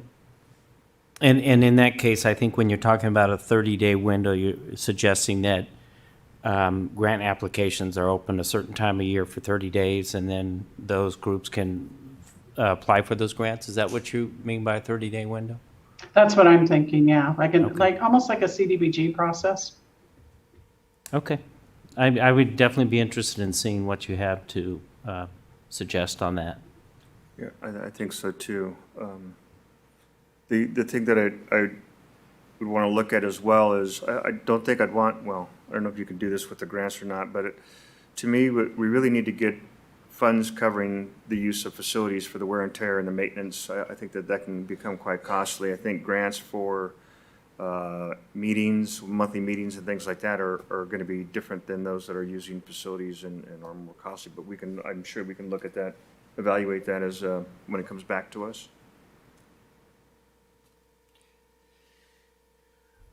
So, Mr. Mayor, I have a question. Councilmember Finn. Do we foresee any other organizations coming to us with a request between now and the end of our fiscal year and end of June? I would say yes, Councilmember Finn. Okay. I do think that is a possibility. So for now, I would think that we should have them come individually until we can come up with a plan. I like the idea of the grant. But at the same time, and it's one facility, for example, and I don't know how many people are coming to knock, or organizations are coming to knock on the door. Not to say I want to make the process difficult, but if they have to jump through some hoops and show their reason for their usage and so forth, it may just deter some frivolous uses or something. I don't know if we'd have a problem with that, if we make it too easy to use. Having been part of the Boy Scout organizations, having played Little League and flag football as a kid and so forth, I understand that there's a lot of meetings that parents need to put together, and I certainly want to support that, get the kids involved in programs. And I know that if we do that, and if the city helps to cover the cost of it, then it translates to less money to the parents. And if there's less money to the parents, then there's more likely more kids get involved with the program. And the more kids in the program, the more sustainable it tends to be. So overall, I like the idea of supporting it. I'm just not really sure how to do that, other than bring it to us and we can make a decision until we have that policy made. But I need some more information. I'm kind of lost on the subject a little bit. Okay. Councilmember Martinez. Just to kind of follow up, so I agree, it's difficult because, I'm a proponent of helping the community, so I really think nonprofits and it really should have a foot in the door when it comes to things like this. However, it's difficult because we don't know really what the facility is costing us. Right. We need that study because we can't expect the taxpayers to, compensate for that without reason. So we really need to know how much we are allowing the city to be paying. At first, I was a little concerned with 4, because the 4, which is the grant, to me, looked like it can turn into a battle. And, I would hate to have groups come in and start to battle for a limited amount of funds. But I can see where it would have its place. So I'd like to see what Ms. Gibbs, arranges for some sort of a outline, I guess you can say, and how that would look. I didn't like number 1. I thought it was too bureaucratic. It might work right now, as Councilmember Finn said, because we're in that position where we might want to see what comes in, but I'm not quite sure. I did like 3. I did like option 3, and I did like option 2, because there are those one-time uses where people come in, groups come in that can use that. So I'm kind of torn also, because I want to help the community, but I want to make sure that we're covering costs fairly, to the city. So I'd like to see more. So I think you have a good direction on what you're looking at. I'm just not quite sure what's going to happen. We're getting close to holidays, and we know, things are going to be coming up, and there's going to be more requests. So I assume that we're probably just, since we've already opened the door with number a 15, and this is why I didn't want to really vote on that until we discussed. If we're making a door and we've already decided, we're probably going to have to follow a pattern similarly until we come back with more information, so. Okay. Our treasurer, Mr. Giannetti, has a comment? Yeah, well, since we're talking finances and things like that, if I understood Ms. Gibbs right, the analysis by the finance director is it's costing us $45,000 a month to operate that thing. That's a sunk cost, whether somebody uses it or doesn't, is the way I understand what was presented. Is that right, Elizabeth?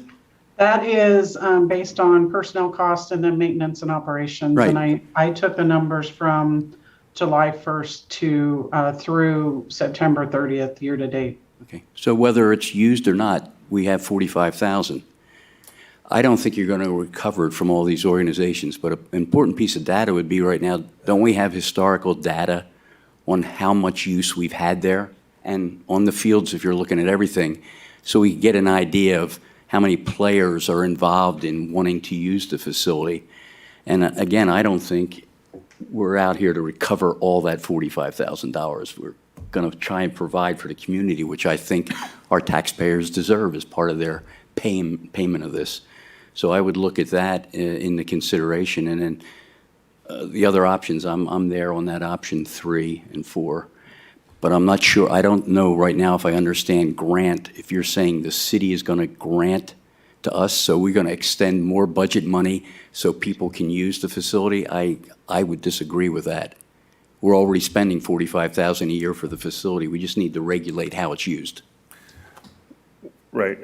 Thank you for your comments. One of the, as I understand it, Elizabeth, and correct me if I'm wrong, but because we are not currently charging any fees for, say, use of the soccer fields, we get soccer teams from outside the city using it because it's free. Correct. Which is wear and tear. So saying that we're not going to charge anybody anything is going to be difficult, because then you get those teams coming in from outside wanting to use. Yeah, I wouldn't insinuate not charging anything. Okay. And especially outsiders using our facilities. But I think you need to look at the outdoor facility plus the Chatney Center and look at that and fairly allocate it. It looks like it's more a time of how much people want to use it, use our Right. facilities. And there's only a certain amount of 24/7s in the year. Thank you very much. I just wanted to clarify. Thank you.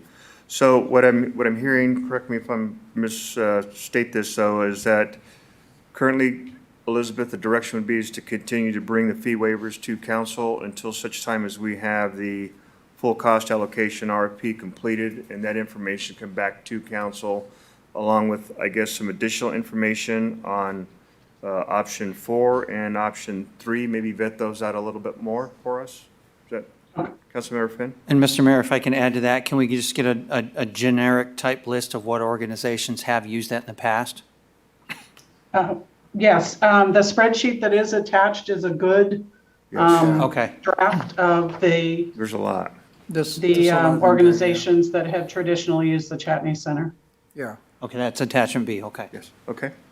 And let me add on this, Elizabeth, if they do ask for any, a permit or anything like that, they come here and ask for a waiver on this, right? I mean, like the basketball, they will ask for a waiver for that year. Correct. So the process includes submitting a facility use application. Okay. We compare the amount of usage, days and times, and then we calculate that based on the current fee schedule. And then we give that amount to the applicant. And then from there, the applicant, should they want to request a fee waiver, then we ask that they put that in writing on formal letterhead, and then we bring that before council for council action. Let me have a follow-up, on this. Have we tried, to apply for any grant from state or the county on this?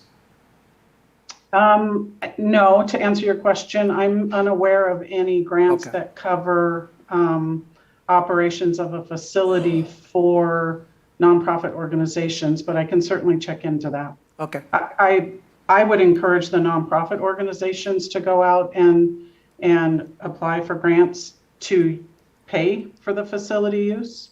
That's good. That's my next question. Thank you. You covered that. Thank you, Mayor. Are we good with the direction? Okay. You're good, Elizabeth? I'm good. Thank you very much. Thank you. That brings us to action item 17, update of park capital improvement projects. Elizabeth Gibbs. Thank you. For clarification purposes, would it be easier to take one park at a time and stop for discussion, or would you prefer that I go through each park and then reserve discussion at the end of my report? I think for clarification, if we could do one park at a time. Okay. Okay. So I'll start with Stewart Park. Council awarded $3,395,000 to fund two separate capital improvement program projects. Of that amount, $430,000 approximately has been spent to date. The conceptual plan was approved on January 19th of this year. The pool office, and the pavilion have all been demolished. City staff hired a geotechnical engineer to perform soils testing in anticipation of the new splash pad and new band shell. A consultant was hired to provide splash pad design and engineering services. Design drawings include mechanical, electrical, and structural plans and specs, and we have received those and they are in review. The initial cost estimate just received is approximately $534,000 for the splash pad. That is 860 square feet, but the total footprint is proposed at approximately 2,100 square feet. This dollar amount, the $534,000, does not include the rough and fine grading, concrete surrounding the splash pad area, water, power, sanitation, any hardscape elements or site drainage, and other things. There are some exclusions in that cost estimate. However, the CIP council approved $1,145,000, of which the design costs thus far have only been $25,000. So there is some room there. A landscape architect was also hired to provide landscape architectural and engineering drawings for improvements to the south end of the park that include the band shell and concrete walking path from the street, which is required by the Americans with Disabilities Act. A conceptual plan was submitted from the landscape architect, and that also is currently under review. The initial cost estimate for the band shell and the walking path came in at $1.3 million, so staff went back to the consultant and asked for options in the $200,000 to $600,000 range. The consultant did mention to us that whatever option we choose from the prefab band shells, we should account for an equal amount in construction costs. So for example, if we choose a $200,000 prefabricated band shell, the landscape architect is saying consider $200,000 in construction costs, so it's dollar for dollar. Moving on to the ball field backstop and concrete bleachers have all been demolished, and we did that in-house using our grounds maintenance crew.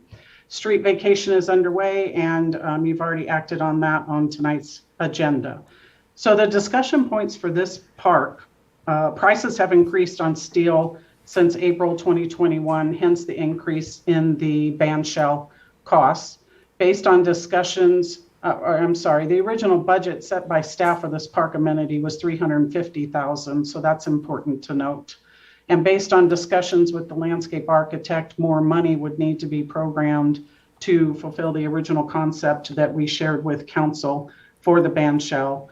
However, another option that could be considered is, instead of constructing a permanent band shell, renting a band shell only when needed for events such as the Cherry Festival or the Freedom Festival that we have during 4th of July. So with that, that is my update on Stewart Park.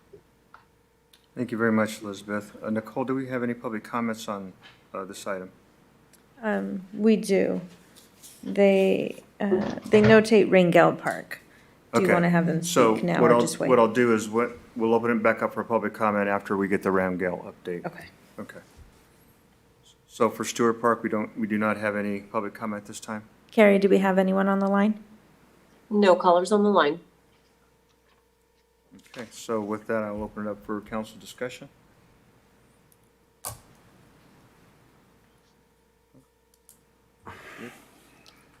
Councilmember Martinez? Yeah, so I can't get a really good feel because it feels like it's kind of piecemealed here. What I was expecting was kind of an overall plan, because we had an architect concept, but an overall, here's the whole plan, this is what this is gonna cost, this is this and this and this. And then we can look down at the whole thing and say, okay, we wanna put our money here, but we might wanna pull back over here and so forth. And I'm just wondering, why don't we have a complete plan?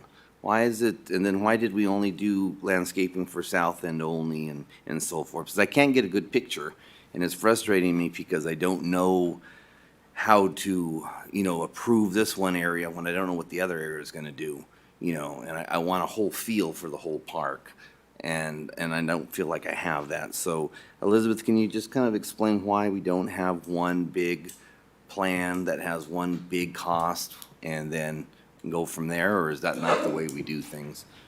Because I'm not sure how it works, so.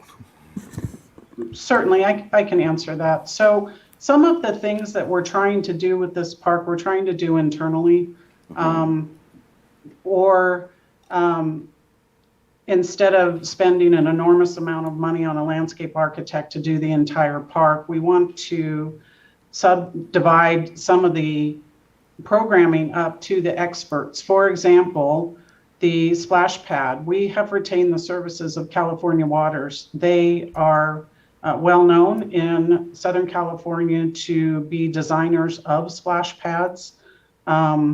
They are come highly recommended, and so we went straight to the source as far as designing of the splash pad. The demolition, a portion of the pool demolition was done internally to save us money. We had originally programmed $100,000, and we were able to get that done between internal staff and the contractor for just over $60,000. And then as far as the band shell, we did retain a landscape architect to do the design of the band shell again, to keep the costs down so that we could get that moving forward as well. Okay, and I noticed that on Rangel, there was a topography map. I didn't see anything here on that. Does that come later? Or are we not doing a topography study, or how does that work? We did the topography for the 11th Street Park prior to the splash pad design consultant coming on board. That was one of the things that they asked for. We did it with our engineering staff in-house, and that saved us some money on that. But the topography for the rest of the park has not been done yet. Okay, and where it says California Waters required a preliminary site plan, so we did that in-house, what does that site plan look like? Is that for the whole site or just that area that they needed to know where to put it? Let me catch up to you. That was right under the map for the Stewart Park concept plan. So that's where you were talking about Cal Waters and they're retaining them for 24. And then it says. Okay, so that preliminary site plan was done in-house and part of the topography. Okay, and is that just for that area so they can put the splash pad, or is that the whole park? That's just for the splash pad area. Just for the area. Okay, thank you, Ms. Gibbs. Thank you, Mayor. Yes, sir. Thank you. Mayor Pro Tem White. Yes, Elizabeth, I agree with Mr. Martinez that it would be good to see the whole concept, maybe with timelines, that we're working on this piece now, we're going to work on the other piece next. My latest concerns in conversations with the city manager was that the cost of construction is so high right now that it makes it difficult for us to go with a permanent band shell.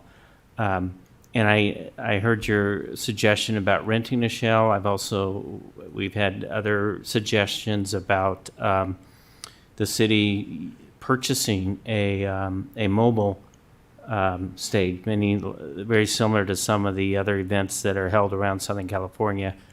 I think that we should continue to move forward with everything in a timely fashion, with putting the band shell issue on hold until we have more options and more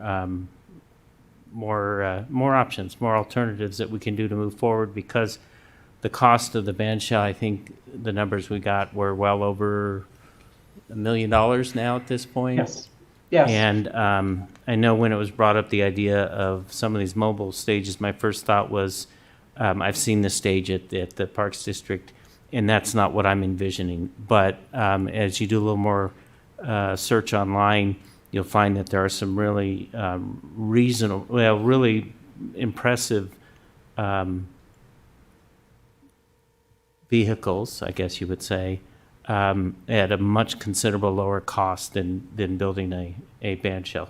So I know there's other issues about where you store it, and those kinds of things. But I think we need to continue to move forward try and meet our deadlines. I think our deadline was next summer.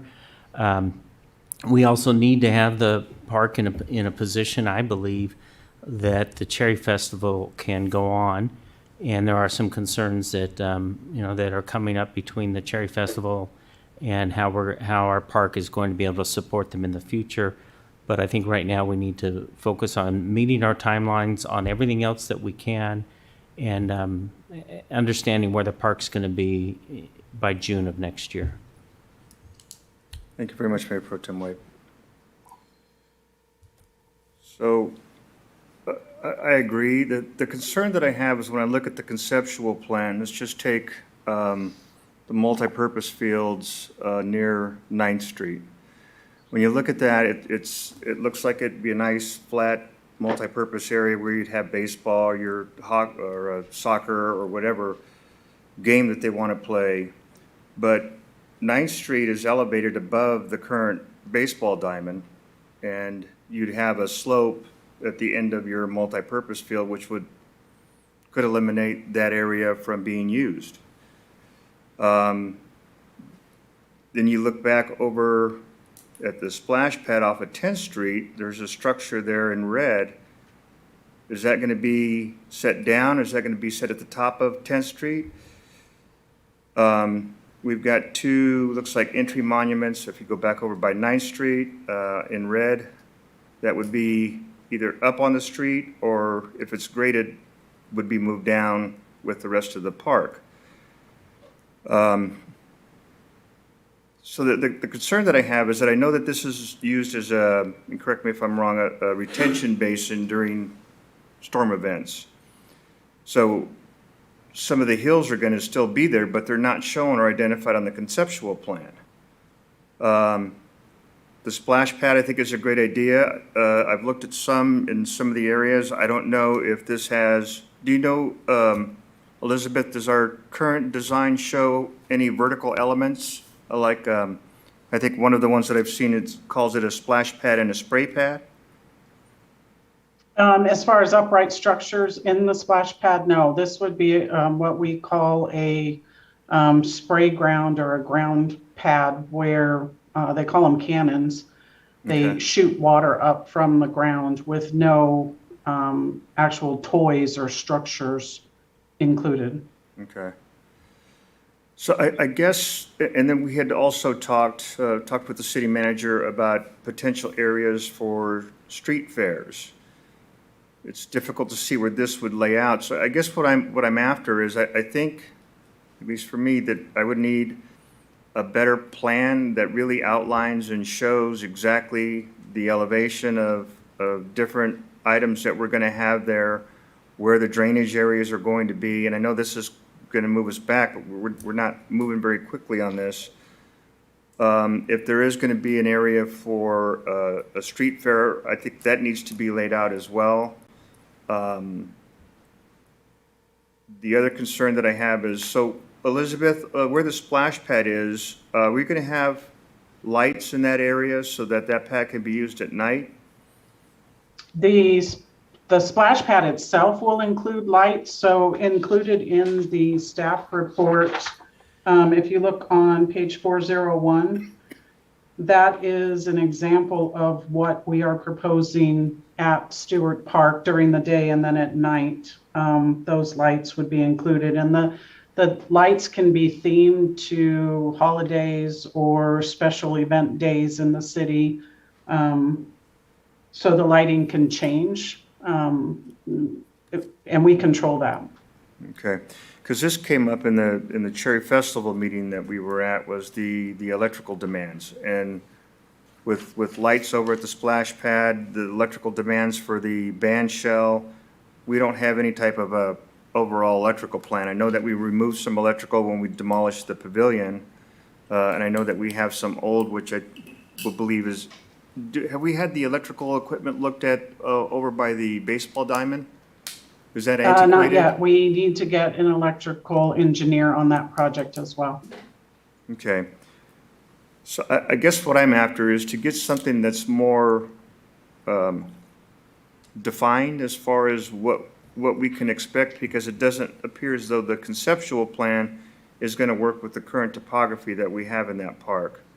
I think we need an overall electrical plan to make sure that we have a main service that's going to be sized to support any future needs, such as whether it's a mobile stage or a built-in stage or a band shell, lighting, splash pad, baseball lights or field lights if we're going to have a diamond there. In I guess a grading plan that would show what the actual topography is and what the usable area is, because that was another concern raised in the Cherry Festival meeting, was the flat area requirements for the rides that's necessary. And then I know one of their concerns was parking, and I know we're going to be limited on parking, but overall, I like the concept. I guess I just need more detail for my comfort level so that we can have a plan that we can actually bid all the construction off of, which will help us moving forward with our budgetary requirements and know how much money we need to set aside to complete the park. Those are my comments. Thank you, Mayor. Are we good with comments on Stewart Park? We want to move to Rangel Park? Okay. Can we do Rangel Park now, Elizabeth, please? Absolutely. Okay, so moving on to Rangel Park, there is 1.367 roughly funded between two separate CIP projects. A conceptual plan was approved in March of 2019. The restroom and snack bar wasn't constructed. It is a prefabricated facility, and that was completed in October of 2020. We also hired a geotechnical engineering service, and they completed soils testing in March of 2021. We do have an electrical engineering firm that was hired in July of this year, and they are tasked with designing the electrical system upgrade, new ball field lighting. We do want to use Musco lighting. We have been in contact with Musco. New basketball lighting, new park lighting, and future splash pad mechanical building, existing new restroom and scoreboard. So all of those things were looked at. We walked the park with the electrical engineer. The rough cost estimate on that alone came back at $110,000, well above the anticipated amount that was programmed for this part of the project. The engineer did provide two separate options for moving forward with SoCal Edison, and city staff is reviewing those options currently. It is important to note that that park has residential service going through the middle of it, and that is going to be problematic during the design of this, because Edison is going to have to come in and work with us on removing that electrical service from the park. And so that may delay some of the things that we're talking about. A landscape architect firm was hired in August to provide the preparation of a scalable conceptual design and then coordinate with all the designers to provide pre-bid documents for the redesign of the park.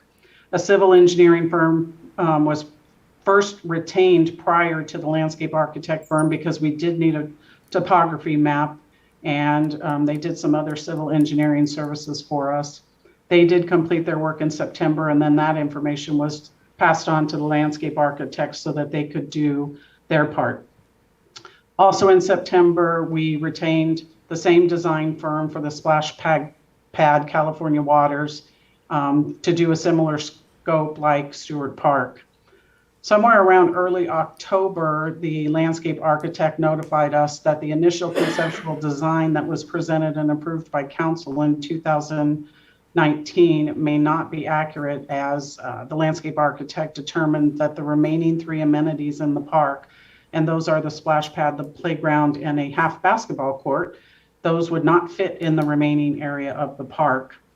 So we contacted the area residents, and I believe they are in the audience tonight, and we met with them at the park, and we wanted to talk to them about the fact that the 3 final amenities would not all fit and what their thoughts were. We did ask if removing the splash pad from the conceptual, is of concern to them. It is the most expensive amenity of the 3.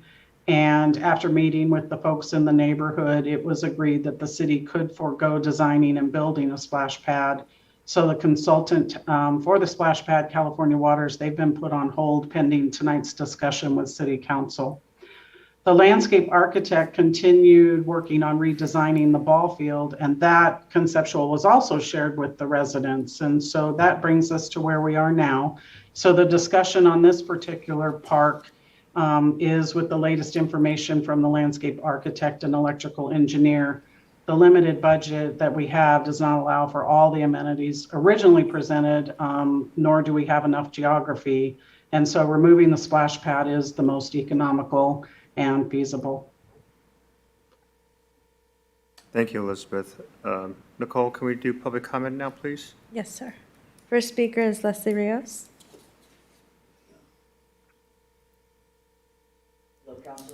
Staff, my name is Leslie Rios. I live across the street from B Street. I understood I was on a committee there too for the Marengo Park. I wasn't included. Nobody ever notified me about it. There's a lot of concerns there. The basketball court, will there be a basketball court? A lot of the kids there, older kids, even the little kids, are asking if we're going to get a basketball court, because that was a real important feature there at the park. Kept kids out of trouble, active, instead of getting in trouble. Recently, I've been seeing a lot of vandalism at the park. They've been shooting it away, or trying to. And another concern is antique lights. Are those going to remain around the park? Are those going to come out?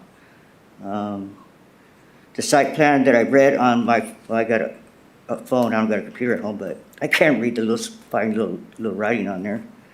And the landscape, seems like we're paying a lot of money for landscaping there when it's a small park, and I don't know what kind of landscaping that's going to include. I mean, there's not very much to add there. The park looks nice with the snack bar and restrooms, so that's a good thing. There's, people have been asking me why aren't they open. I can see why they're not, but I see there's kids at the baseball field practicing, and they got to use the restroom, and those bathrooms are locked. And thank you for listening to me. And thank you for redoing the park. Thank you. Thank you for your comments. Appreciate that. Next speaker is David Valdivia. Good evening, Council. Yeah, I met with Elizabeth and Doug and my dad, who was the original designer of that field. Yeah, we are in agreement with removing the splash pad because, like Leslie also said, the basketball court and the playground is used the most, and the baseball field really is the most important feature at that park, you know, with the kids and stuff, and our personal, you know, use of it for the Beaumont Coyotes, who have had tournaments there for 41 years?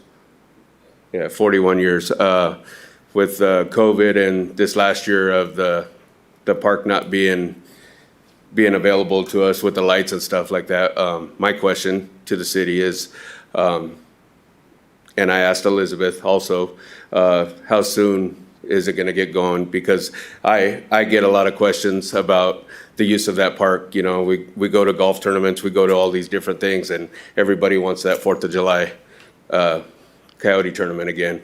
And, you know, with my younger nephews and my sons, they all, you know, we want to get this tournament going again. So that's the only thing holding it back. We want to start getting that 4th of July tournament going again. But the design that Elizabeth showed us, we're all in agreement. We like it. Try to save as many trees as we possibly can for that right away, but everything else looked pretty good. So hopefully we can get that thing moving. Thank you very much for your comments. Carrie, do we have anyone on the line? No callers on the line. Okay. Open it up for council discussion on Rango Park.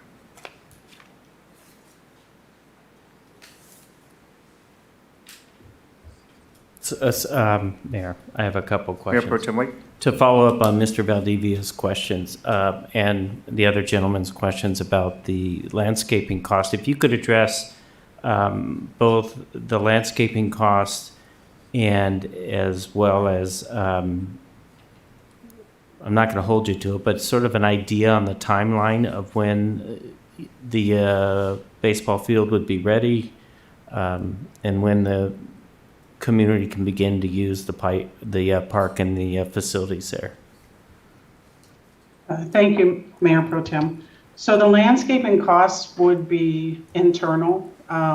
We are going to try to retain as much of the turf as we can. However, there are a lot of divots in that ball field over time. All of the parks with gophers and things like that, the ball field itself needs to be redone. And so we would need to look at that as part of the ball field part of the project.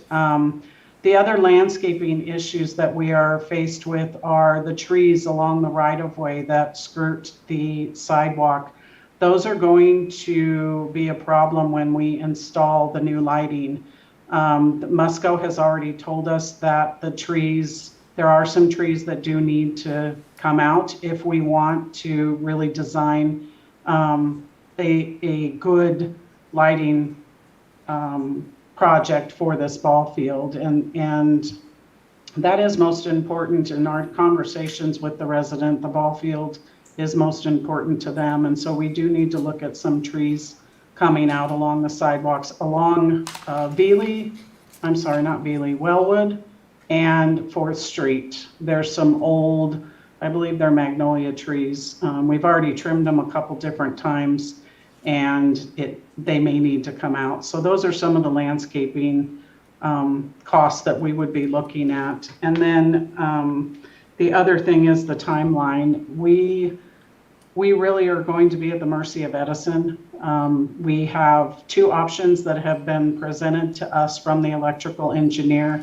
We need to make a decision on which option. They will coordinate. They've already been in contact with the Edison rep that is assigned to Beaumont.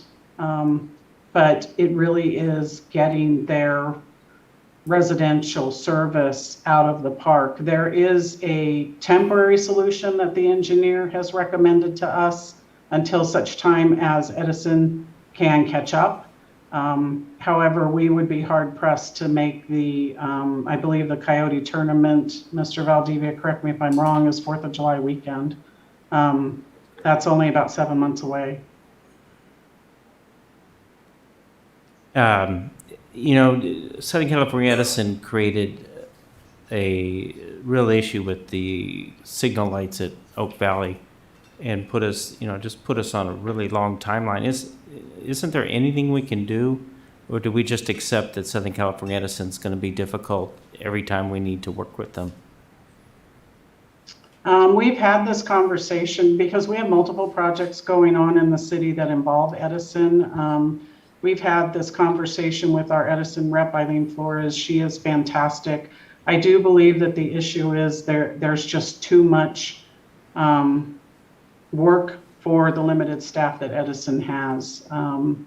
We were delayed significantly on the EV charging station project, and we were waiting for Edison to do their part. I don't believe it's intentional. I just think that they have way more work than they can handle with their staff.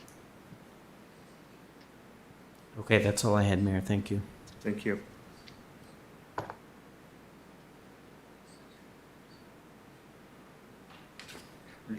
Just a quick comment, I do believe. Councilmember Martinez? Yeah, I do believe that the splash pad probably needs to be readjusted, because the first thing I thought of was the basketball court. That's what I thought. And then the original concept, I think it was half court, is what we're looking at, but I'm not sure if we can get a full court there. But from the students I talked to, from the student point of view, they're looking for active things like a basketball court. So I think that's critical that we keep that in there to make sure some way that's there. So I support that. Elizabeth, if we remove the splash pad, will that give enough room for a full court basketball court? Is that the idea? We can look at that. I don't think there is enough room. We need to move the playground. It sits on the nose of that corner. We need Right. to also look at some sort of protective barrier with the traffic. And we can certainly talk to the landscape architect and maybe redesign those two if we remove the splash pad. Okay. I think that would be worthwhile looking into if that's possible. That way the kids can have a full court basketball as well as a playground. And then on here too, I see, let me see that. The playground, you anticipate having a shade cover on that as well? Yes. Okay, I do like what you're showing. I think that I've looked into those covers with the school district, and they seem to be wearing very well. They've had one at one of the schools for 10 years, and it is still holding up well. So I like that idea, and I think we can save money by going that route as well. Any other comments from council? Sorry. Councilmember Santos. Thank you, Mayor. I'm glad that, the Valdivias, agree and suggested to remove the flashing in there. I mean, I like that. And then also, Elizabeth, that would be great. I mean, we still work on the field, redo the whole field and everything in there, and have a nice lighting in there. So when we have a tournament in there, I know some of the kids is looking forward this coming July. But if it doesn't happen, I mean, probably we will do it end of the year or any World Series come in on October. So I'm not pressuring Elizabeth. So hopefully that will happen now within next year on this. So I'm happy about that. I mean, redoing the baseball field and that. Thank you, Mayor. Elizabeth, thanks a lot. Thank you. Mayor, if I may, Yes. particularly if SoCal Edison is that delayed, there is no reason if the ball field isn't disturbed that we cannot accommodate the tournament coming up this summer. So I think we will definitely work to make sure that can happen to that summer schedule. Okay, thank you. That'll be great. So this was the recommended action was to discuss and provide direction. Elizabeth, do you have the direction you need? I do. I have one more area, the playground shade structures. Okay. Just Mr. Mayor, just sorry. quickly, there's 500,000 funded with two separate projects. We looked into steel fabricated shade structures and found one that best met our needs for the park that we're targeting. We'd like to start with Mountain View Park located in South Sundance. That park has 0 shade in it. We sent out a request for bids in July. We received 4 bids ranging in price from $167,800 to $200,000. The scope included purchasing the structure directly from the required vendor and then doing the installation. These are 48 by 48 feet with a 13-foot clearance to be installed over the large playground only at Mountain View.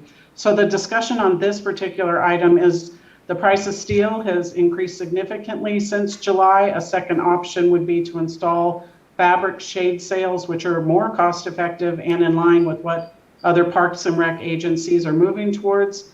And based on verbal quotes from suppliers, we could actually target for different playgrounds and still stay within the $500,000 budget. So that was the last item on the park update. Thank you, Elizabeth. Councilmember Finn? Yeah, sorry, I missed my opportunity earlier, but in reference to that basketball court on Rango Park, if a full-size one does not fit, would staff consider perhaps maybe just shortened it a bit, perhaps 3/4 in length? Having been a basketball fan as a kid, just having a basket at the other end to be more competitive in play, I certainly, would support that. I've played on indoor courts where they're a little shortened because the building's not quite so big, but just something to, if it's just for recreational and if it's not any tournament type play out there, that if they can get a hoop on the other end, I think it's worthwhile. We can certainly look into that. Okay. And again, Elizabeth, I'm in support of the cloth shade covers. Like I said, they do hold up very well. I don't know, other council, has any comments on that? Whiplash right now. We just had shade structures over in our place we hadn't did about 9 months ago. We just did the project, double the price. Really? That's what Elizabeth is facing. It's the steel materials, doubled in price. Councilmember Martinez? No, I just want to, what's the life expectancy on this on the new direction? On the shade sails? Yeah, these new types of shade structures. Well, not Anywhere from 7 to 10 years. Oh, well, that's not too bad. All right. Yeah. My initial concern was the high cost versus the longevity of the structure. Right. But, okay. Yeah, I'm okay with that. Mr. Mayor, does that, question then, does that match like a repainting schedule? I mean, is that, if you were to had metal and you had to repaint, was that about the same time frame? The metal structures would be longer because they are more durable. One of the things that we would be up against is anytime we wanted to replace the playground, though, we would have to remove the roofing structure, the hexagon roof, which would require a crane. But as far as upkeep on a steel structure, it would be paint and just general maintenance like And that. how often would you expect to paint that structure? Is it 5 years, 10 years? I would recommend every 5 years, every 3 to 5 years. Okay, so if we're at least to offset, I think, of the cost, and if we go the fabric sales, Yeah. if they wear out 5 to 7 years, you're looking at repainting a metal structure in 5 to 7 years anyway, so that helps offset a little bit. Well, and it looks like there's more flexibility when you use time to replace the playground equipment as well. So, I think that's a great direction. Is council in agreement? Mayor, Yes.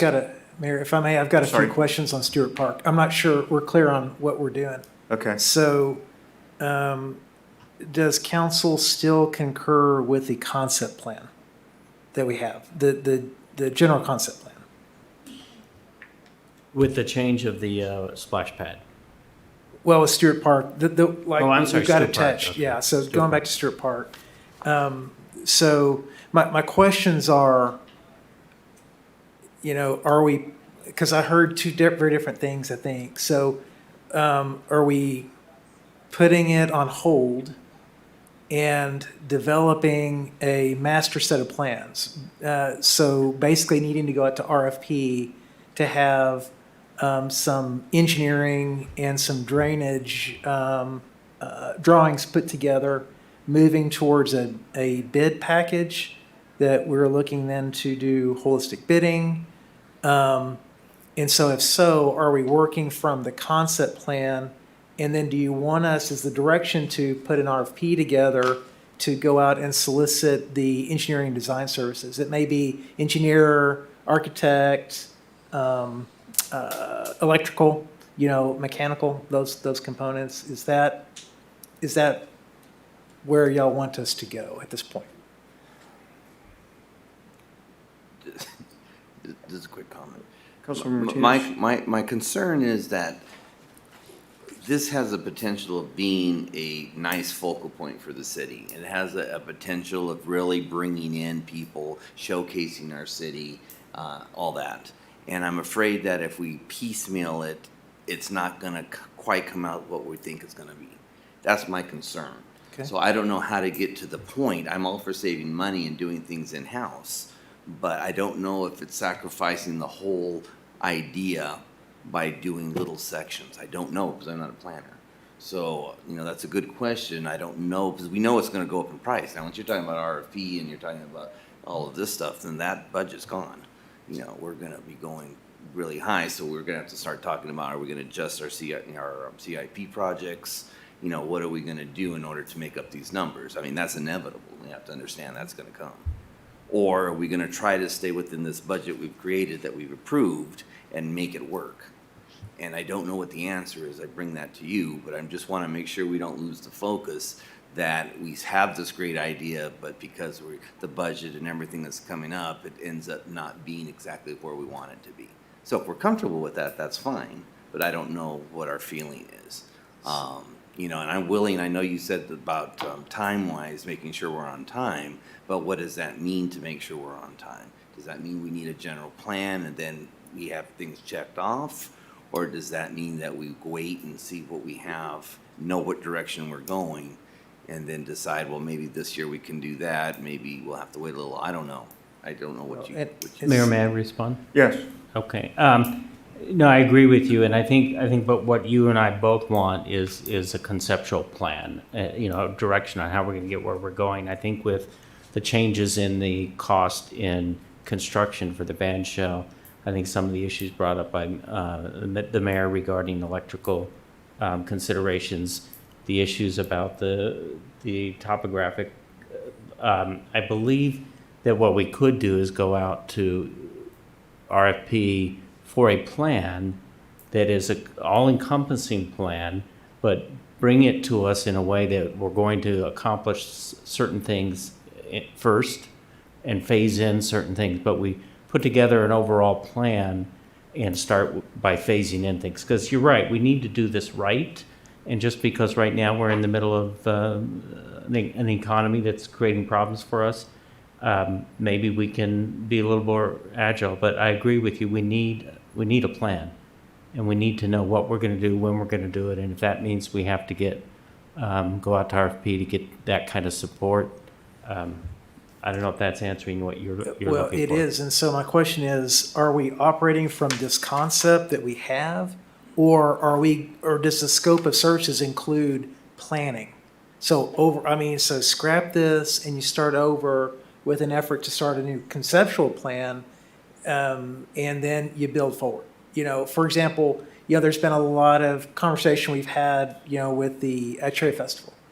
And so some questions about the type of buildings that you build back into the park, what does the band look like? Discussions they've had on the contracts that they have with artists and having certain things that they need, everything from parking RVs to wanting dressing rooms and things like that, on the stage facilities. So do we want to go back to the drawing board and, begin an overall kind of conceptual park redo, and then from there proceed forward with the appropriate,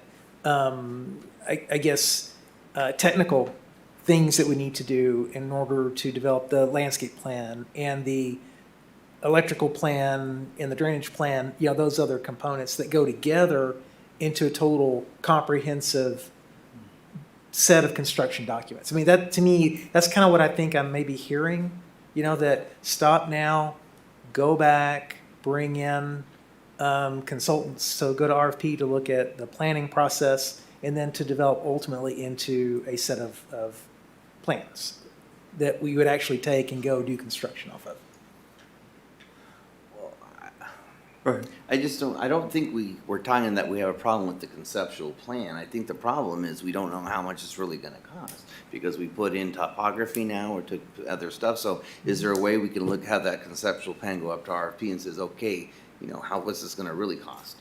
That's kind of what we're looking for with level land and a band shell and all of this stuff. And then like Mr. White said, we can always go back and say, okay, well, that's gonna cost $2 million to do that. Here's $3 million, maybe we can adjust here and there. But I don't think we have an issue with the actual concept. Well, I don't think. Am I reading I guess it? the concern that I have with the concept is that as you look at this, I envisioned just a huge, fairly level park area that stretches from, 11th Street to 8th Street. But when they take out 10th Street, they can't drop that elevation of 10th Street because I believe there's a water line in That's 10th correct. Street. So now you've got a park that stops at 10th Street, goes up, and the concept that you've talked about, which I really liked, is that level area up there at the top could be a place where you'd have a street market night or something like that. So, and then it would have to drop back down where it currently drops down now, where you have the outlets. So you've got basically a high point where 10th Street is, if you can envision that. And then when you go over to 9th Street, it shows a multi-purpose area, which I would think would be flat for soccer, baseball, or whatever. But if you go by the park and you look at 9th Street is elevated above the baseball diamond. So now do you have another hill there where the multi-purpose field is now shifted over to the south? So the concept plan, I guess, is it provides some direction, but I don't think there's enough detail there, at least that I can see, what we're going to be looking at as far as flat areas for rides, right? How big is that area? Does that area go in through 9th Street, or does that area go more to the south, which means we need to relocate the band structure? So I guess I'm just trying to look to where we can nail down the multi-purpose area and what that looks like. Is that going to be nice and flat? Are there going to be an area for bleachers? And then you come across the park into where the skate park is. Is the skate park going to be sitting at the level it does now? Or is it going to be, looks like it's moved closer to Maple? Maybe is that now up in the pavilion area, old pavilion area? Because that pavilion area is elevated above where the current skate park is. See, and so I'm not clear, at least my vision, I'm not clear as to where things will be sitting. And I don't know if there's a way to get a plan that shows, here's the size of the skate park, here are the elements that are going to be within the skate park, here's the location of the splash pad. In between that splash pad and the skate park, there are 3 gazebos with 2 barbecues. We're not seeing that level of detail, and that's kind of what I'm looking for. That way, we know exactly, and the community knows exactly what that park will be like when it's finished. And due to our funding limitations, do we do, let's just say, the north 1/3 of the park first, get that finished, and then we do the center section next, and then get that finished, and then do the south end. But I'd love to see an area in there where they can set up the canopies for a market night. But I don't know, looking at this current concept, you can't tell where you can set canopies up, where would be a level area for folks to walk. Is there going to be a 15-foot wide or 10-foot wide concrete walkway that folks would walk on for ADA compliance, and you have your 10 by 10 canopies off to each side of that? And if so, where would that be here? And those are kind of the things I'm thinking of. At least I'm just one guy though, but Councilmember Finn. Does staff have the ability to create conceptual drawings, or does that have to go out to a contractor?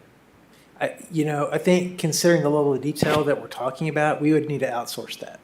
Okay. Yeah, because I think you're looking, because it sounds like there's an analysis of grading, what's the existing grade? And I think another question that's being begged here is, what is the intended purpose of the park? So are we designing it for the Cherry Festival, and we're designing it for major music events? Is that our vision for what the park is going to be? And that has a huge impact, for example, on what we need to invest in the park and the things that we need to do right. So I think there's a certain degree of kind of revisiting the concept of what do we envision in terms of activities here, and then from there, okay, then how do those begin to fit? So I think it sounds to me that the overall concepts of what we have in here are okay. It sounds like that those components are ideal to what we want to see. So now I guess the question would be, as we begin to think about bringing in, landscape and park planning firms to begin to take these concepts and to begin to look at how you program those in, and then from there moving forward into, a conceptual set of drawings that we can look at. And then one of the things we can ask them to help us look at then is, what would a phasing plan look like? So you come in with core electrical and then you're going to run offshoots of it. Are there different things you need to do with utilities at the end of the day, dry and wet potentially, if those are various issues that are out there. So, so if I may, it sounds kind of like we need to say, put on the brake and go to an RFP that looks at developing some additional details off of the concept that we have. Is that where we want to be? Mr. Mayor, I would say that if we want Beaumont to be a destination and we want that park to be a destination, Right. then I say yes, it's needed. My vision as well. Yeah. Treasurer? Mr. Mayor, as an observer to the process, it sounds like you kind of know the pieces you want in the park, but I would go back and erase the chalkboard and have somebody come in and say, these are the elements I want. Just like if you were building a house or a developer was developing a lot out there or a large piece of property, and fit in all the things you want. Right now, it seems like we're patching together, well, we want a splash pad, we'll put it where the old pool was. And we got the ball fields here. Maybe somebody looks at the piece of land we have and builds it to the elements as they see it. Mayor? Santos. Todd, let me ask you something. I thought we have a full concept on this park, on the Stewart Park. And I've seen one of the concept of having a trail in there, running, walking, but the way I see it, the concept plan right now, I don't see it in here. Did we, get rid of that person or company? No, we did some conceptual drawing, and we actually had a park consultant that came in and helped develop part of the concepts in here that you're looking at. Again, just it's just a rough conceptual of where we're going to go, and then the internal process from a staff perspective was okay. Knowing where these general locations are, kind of working on prioritized elements of the park. To begin to bring this vision and and complete these elements. So so I think, but we had an itemized budget that was presented as part of the park project. So we had itemized out the different pieces that were there. So that budget is what we refer to in the staff report with regard to that original allocation that was out there. And so I don't know if that answers your question. No. Let me follow up on the other, the concept of, doing this park is, I know I've been hearing it, that'll be costly of doing elevations and everything. I thought the ideal in this is, not only, this idea is really, really good. Destination, yes, this will be a destination, especially when we start, the Cherry Festival and market night or whatever we do in here. This is a lot of potentials on this one in here. But the thing is, if we do the elevations in here, we have to import, some soil and to do the elevations on this just to be flat. I think the concept right now is good. I'm not saying, I think we could modify some of the ideas in here. But the thing is, the electrical, I think that's part of the concept already, where this electrical coming and then the infrastructures on this park. Is that correct? Yeah, it would be done on a phase or project basis within the park. So part of the design and the plan for the splash pad would include the electrical that you need for that. The plumbing that you need for that. if you do the band shell, there's some additional utility extensions, that you look at there. So those would be evaluated and brought in. And so I think one of the key points here was, okay, well, is it more cost effective to bring in an overall, kind of different master planned electrical approach to it? So instead of maybe a drop here and a drop here, are you doing other things with it? Are you looking at other upgrades? So I think, those are the kinds of questions. So it means more details on every. I think so. I think that's what I'm Okay. hearing. Is there be greater comfort to look at this from a holistic perspective, versus looking at a phase or project phase perspective. So if you have the holistic idea, what comes in, and then when you begin looking at the phasing of what the elements that you're adding to the park would be. Right. Okay. And how do you get those elements to work with the existing elevations so ele- we can save on Yeah. grading if we need to? That's, Yeah, right. So where are you today? right. Where are you trying to get to? And then what are the incremental upgrades you would need to get you there? Right. And so you have a phasing plan that says, okay, and so that's going to come back to council. Council, what's your first priority in the park? Is it the aquatic facility? Yes. Okay. If that's it, or is it the market night space, or is it what element of that do you want to launch into first? And so then we'd go that way. Okay. Okay. So they'll be included on the also the timeline on that, right? Right. So So it will sounds- not happen next year, man. We'll see how quick it would take to get those plans pulled together. Okay. And so from there, kind of look at those directions we want to go. I think in the meantime, we need to look at the things that we want to do in the park today to make sure it's as usable and functional today until you get to a point to moving forward. And, in the conversations we've had with the Cherry Festival, for example, is like, what are things that they need? And then how do we work to facilitate their plan, for the event this year? And then, and there'll be events as we kind of move on forward and we'll probably learn, as we go through processes to accommodate these facilities. So, for example, there's been a lot of discussion with the Cherry Festival about, well, we don't really like where the stage has been, right? That's part of the discussion because the stage faces west, so the bands are looking into the setting the sun. sun potentially, and so really want to see a north-south orientation, for acts.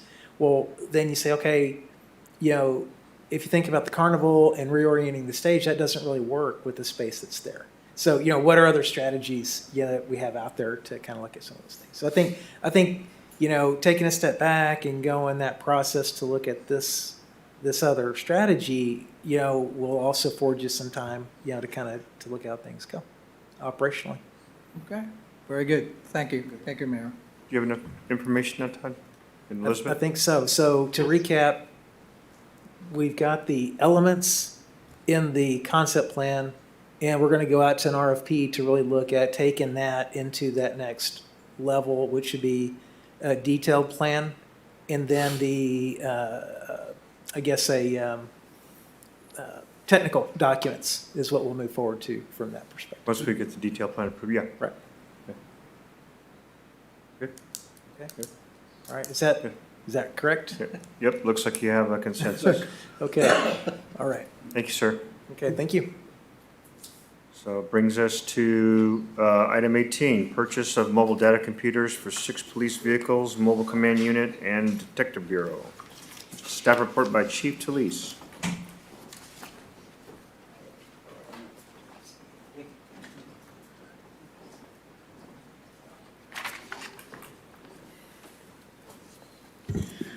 Good evening, Mayor and Council. So the police department had budgeted for the purchase of 8 additional Panasonic Toughbook CF33 mobile data computers, or MDCs. That's what we use inside the patrol fleet. 6 of those are going to go in patrol cars. 1 will go into our mobile command center, which we use for emergency operations and certain community events. And then 1 will remain mobile for our detectives to share because they write search warrants in the field, conduct follow-up and things, and they don't necessarily need to return to the station where there's a fixed computer. And so Again, we cost these out. CDCE is still the best price. We're also asking for the dual SIM cards so that we have redundancy. So if the computer goes down because we lost Verizon, then the AT&T card picks it up and vice versa. Pretty important to keep the redundancy active. You may see that we typically use 2 per patrol car, but in this case, we only need 14 because we'll have 1 in the MDC, or excuse me, the mobile command center, and then 1 for the detectives because they're not doing emergency patrol operations. So if they're en route to a car, suspect information is being updated. Patrol needs that timely, much more than detectives or our community policing folks. And then also, we're trying the net motion, which we think is going to actually help because we talked several meetings ago about the unique geography and topography of Beaumont, and we lose connection. We think this service from net motion, which is $4,000 annually, is going to help us not only secure our computers better, but also help in the connectivity. And so the proposal for the recommended action is to approve the purchase of the 8 Panasonic Toughbooks, the 14 SIM cards, and the net motion for, it looks like, a total of $79,639.10. And I'm available for questions. Nicole, do we have any public comment on this item? I have no written comments. Carrie, do we have anyone on the line? No callers on the line. I'll open it up for council discussion.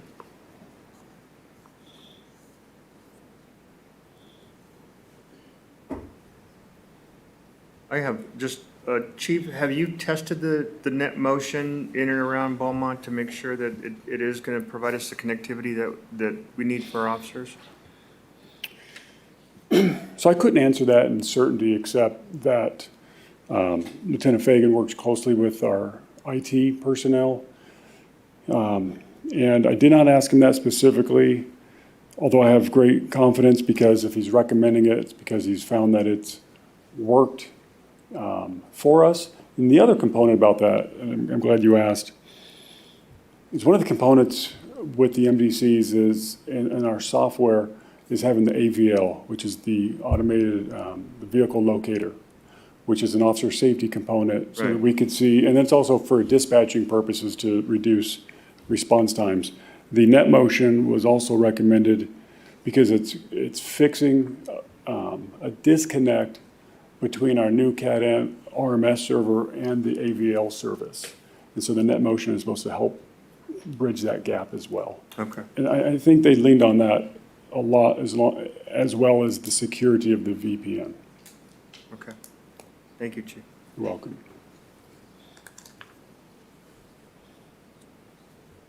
Mayor, I'll make a motion to approve the purchase of 8 Panasonic Toughbooks, Cradlepoint, and all the details, technical details there, for a cost of $68,919.10 from CDCE Mobile.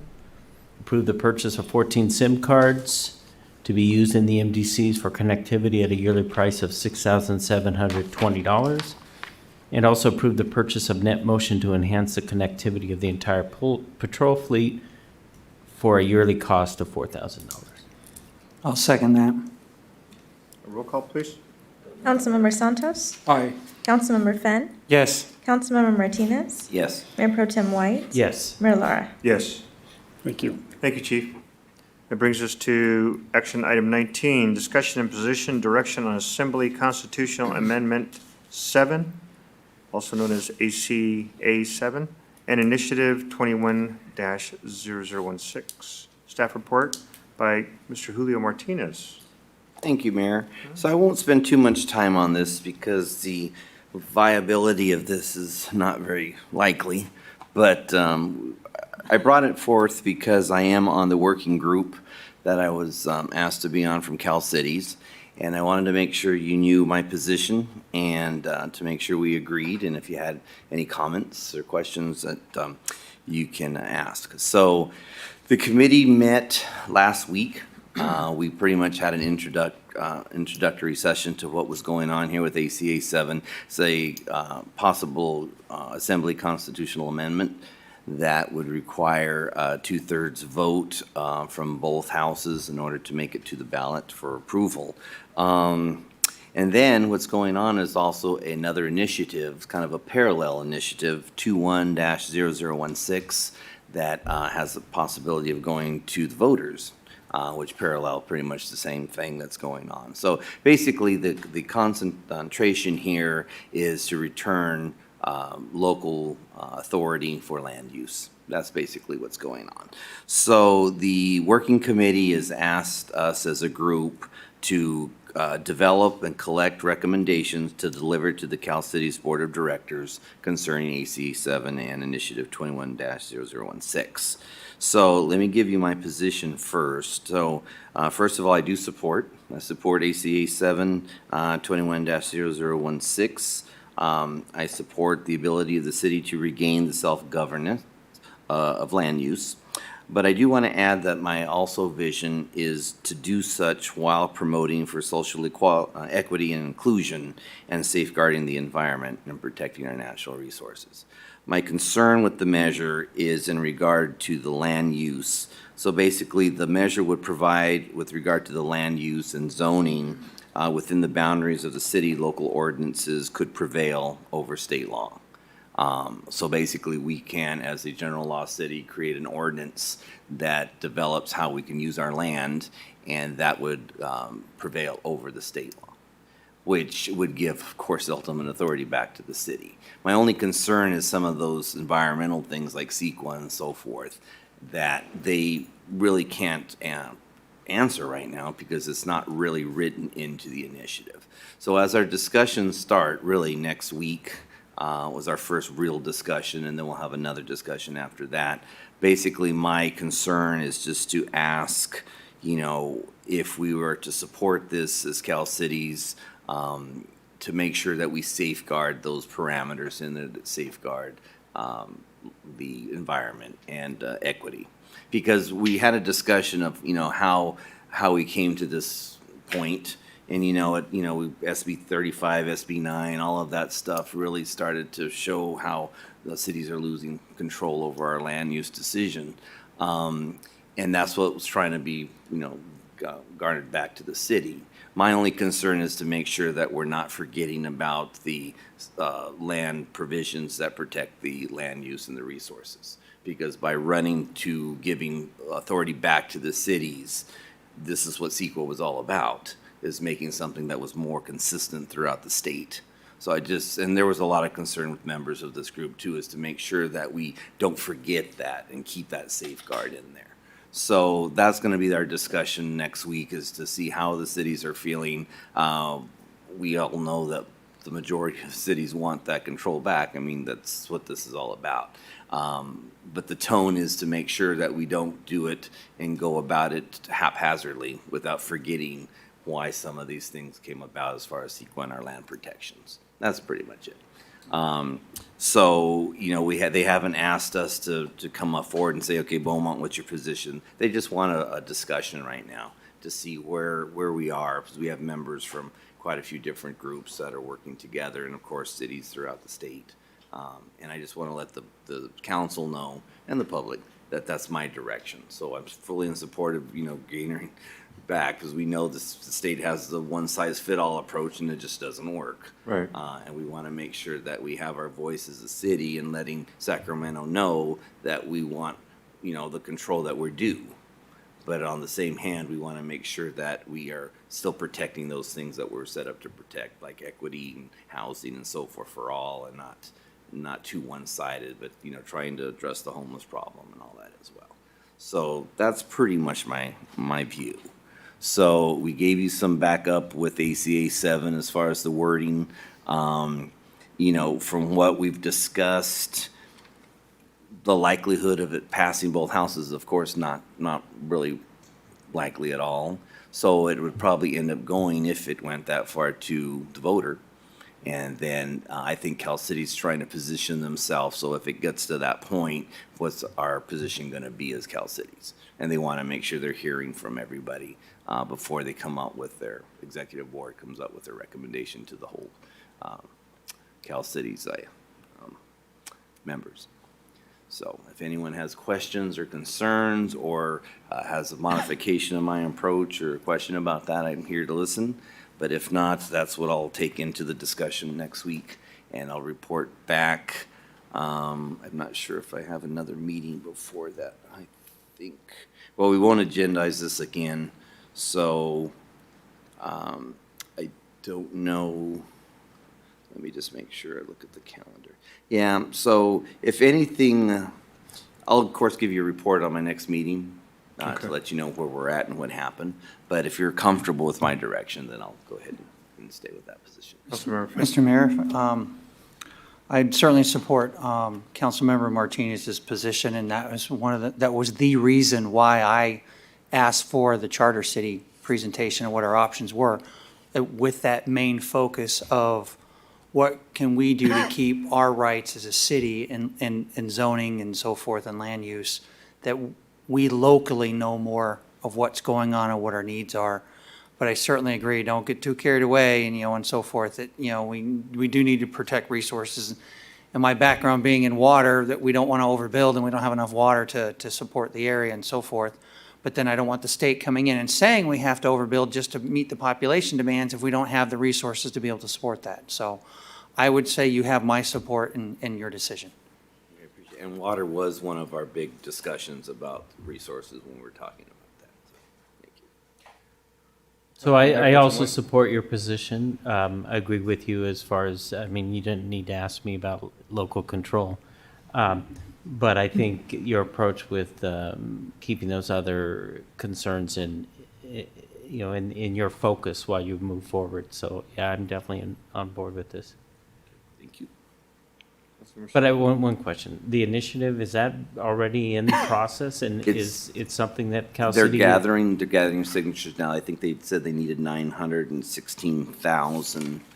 So they are in process of doing that. And Mr. Pinckney, maybe you know the answer to this. Is an initiative like that going to Trump state if it gets passed? Some of the crazy the state stuff that's come out of Sacramento? This would propose a constitutional amendment. But the initiative, is that also a constitutional amendment, as far as you know? Yes. It is, Yeah. okay. Yes, they would propose that as well. And the group, there's one of the groups behind it, if you want the name, the Communities for Choice is one of the groups that are pushing that. But it's not being backed at this point? No, it's just by Cal Cities? Right. Oh, yeah, no, far. I think that's what they were trying to do right now, is to see where we are as far as cities. But the signature gathering's in process, and where it goes from there, we'll have to see. Good. Done? I'm done. Sorry. No, it's okay. Mayor, thank you. I do support on that, any, that affects the local control. And there's a SB 12 in there that, especially this, there's even the SB 9 has passed last year because of the ADU and all those stuff in there. We're losing some control in there, but all those initiatives is so important.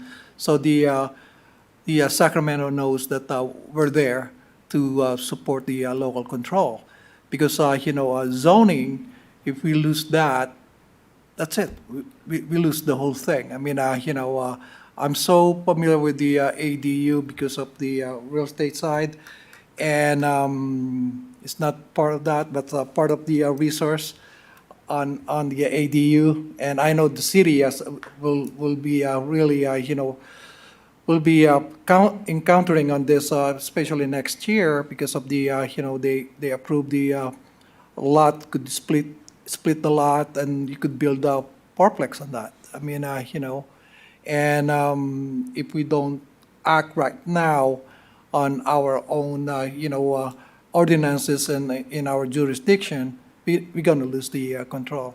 I really appreciate that you're on that committee and working on fighting for our local control. Thank you. You got my support on that. Thank you, Mayor. Yes, sir. Thank you, Councilmember Santos. Yeah, I agree with the rest of council, so you have our full support. All right, thank you, Mayor. Thank you very much, Councilmember Martinez. Brings us to action item 20, consider establishing a formal position of the City Council regarding the Riverside County Supervisory Redistricting Plan and authorize Mayor Lara to submit a position letter to Riverside County Board of Supervisors. Staff report by Mr. Parton. Thank you. So as we know, the Riverside County pursuant to the census data is in the process of redistricting. They have to adopt a new supervisor district map by December 15th of this year. So there are 6 different maps right now that are still under consideration by the Board of Supervisors. A number of those actually would split up the pass area, and as we've defined the pass area, meaning Banning, Beaumont, Calamasa. And so there's a draft letter in here to the Board of Supervisors that would oppose splitting the I-10 corridor, I guess the pass area, San Gregorio pass area, meaning our 3 communities, and basically stating that we have common issues, transportation, things like that. In addition to that, we've got growing populations and commercial bases that are kind of merging together. So really, we kind of identify and we kind of work together as a group. And so it would be difficult on this area if we wound up having divided leadership at the supervisory level. So that was the concept behind the letter. So again, it just basically is an appeal to the board opposing the various districting scenarios that would split our communities up and requesting that they be kept together. So, Mayor, Council, turn it back to you. Thank you. Nicole, do we have any public comment on this item? I have no comments. Carrie, do we have anyone on the line? No one on the line, Nicole. Okay, open it up for council discussion. Mayor Pro Tem White. No, I think this is extremely important that we make our position known. A lot of people in the community, newer to our community, don't even realize that Highland Springs is the city limits. And right now, as you know, as we're challenged with our neighbor working through a lot of the traffic and transportation issues on Highland Springs, can you just imagine 2 supervisors trying to help us when, in reality, you split the pass in half? Neither half is going to be that important to either supervisor. They're going to be much more focused on their other larger part of their district. I would like to suggest or request a change to the letter because I think we need to include Cabazon and Morongo. And I think because Morongo is really, they are, from what I have heard, they're very much in favor of keeping the pass together. And I think that they will be, there's a meeting on November 9th. I'm going to do my best to show up at the Board of Supervisors meeting. So it's a week from today. And we need to encourage as many people as possible to make that a priority, because I just think that the next 10 years is going to be extremely difficult if we're all working with 2 supervisors on issues that should be a single community. So I do think we need to add Cabazon and Morongo to the list in the letter. That's all I had. Thank you. Anyone else? Mayor? Yeah, I Councilor agree. Martinez? I agree with the addition. I think that's important. I mean, the whole concept and idea of us trying to go forward with unity is really just nullified here if you divide Banning in half. It makes no sense. I couldn't read the citizen maps too well, so I'm not sure if there's another place I can go to read those. Probably, I guess, on the website for the county. Yeah, if you go to, I think it's rivco.org or .com, Okay, Yeah, if you go to the main, and then you just search for redistricting maps, okay. it'll take you right to Because it. it shows more it, but it detail. doesn't have the cities all in there, and I'm not very good at reading. Yeah, you have the to go map. through all the maps, and my sources tell me that they're really focused on two maps, and that there's a strong incentive from a couple supervisors to split the pass Yeah. for their well, own personal. It makes sense, and then G makes sense that they're gonna split Moreno Valley, the biggest one that would challenge any certain one, you know. Yeah, I think our next move at some point is to say that supervisors should not be making these choices. Yeah, I I really, think San Bernardino has moved away from that, and they now have a commission that makes those, that draws those maps. yeah. But I think we're gonna get some crazy maps because, well, I should probably just sit and stop. Well, so anyway, that's, I do agree with the addition, and I do think we need to keep the pass together. So thank you, Mayor. Mr. Mayor? Griffin? Yeah, just a couple comments, and some of it's my experience based on where I've lived in the past and then where I've served in terms of being a real estate agent. My in-laws live in Moreno Valley. They've been there a long time, since the 80s, and I lived there myself. I also lived in Hemet prior to moving to Beaumont. I think Moreno Valley's different enough, let them be there in their own district, that if we needed the population support to create a district large enough, then I think it should include Hemet and San Jacinto. San Jacinto in particular, because they share the traffic problems we have with Highway 79 and so forth. And just the general makeup, society, and cost of living and so forth, I think that they're comparable to us. We get past Cabazon in the low desert, and they're just totally different than we are.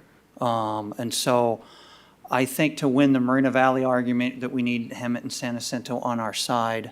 I think with traffic and so forth, because Calamasa to Cabazon, we're still too small to, I think, gain a whole lot of attention that we need to fix our traffic problems and so forth. So I don't know if that gains any if it adds any benefit to add Hemet and San Jacinto to that, to keep us together, or how much of this Moreno Valley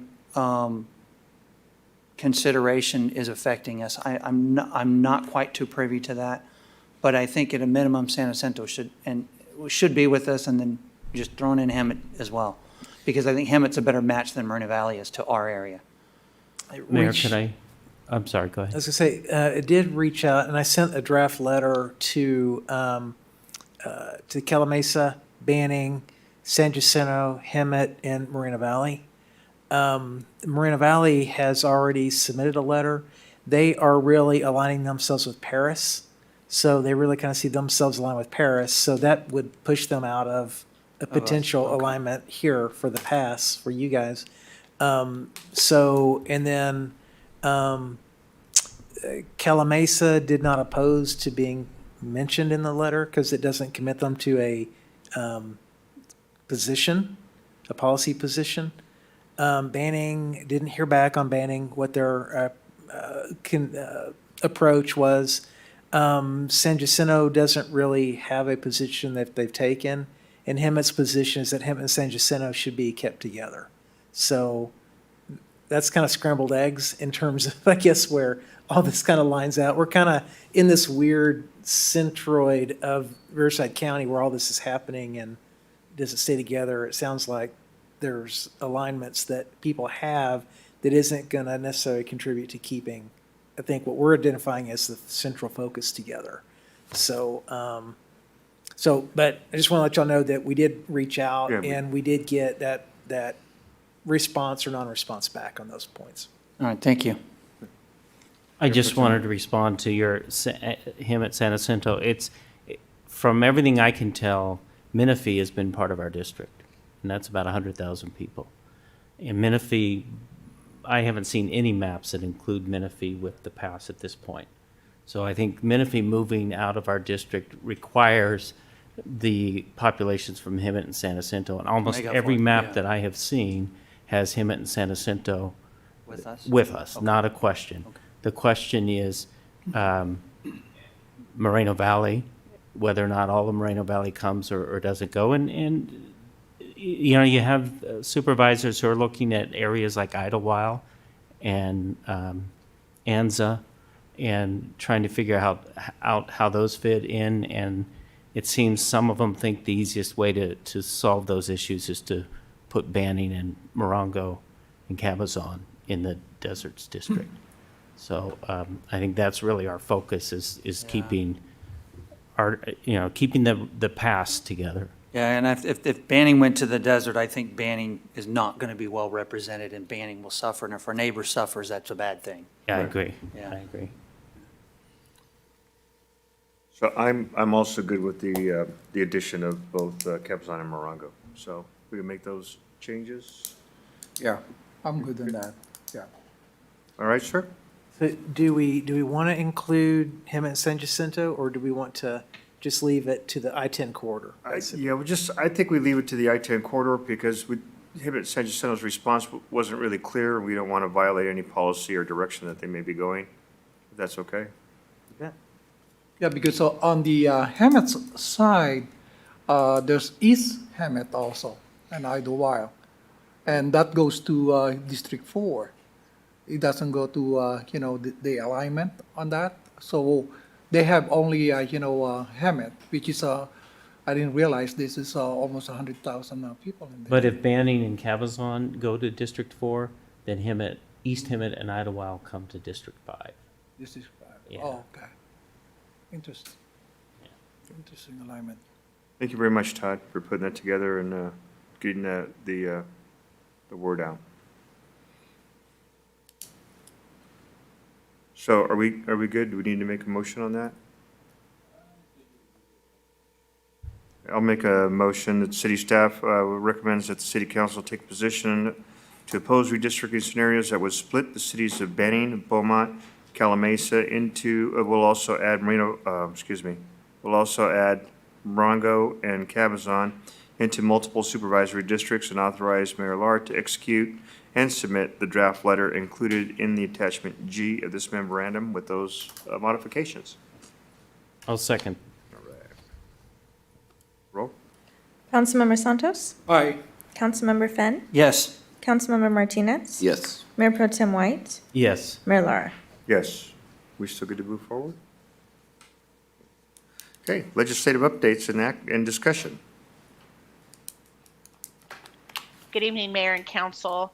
A good bit of legislative information has already been covered this evening with discussion on redistricting and on ACA 7. So I have just one item, a follow-up item from the last meeting.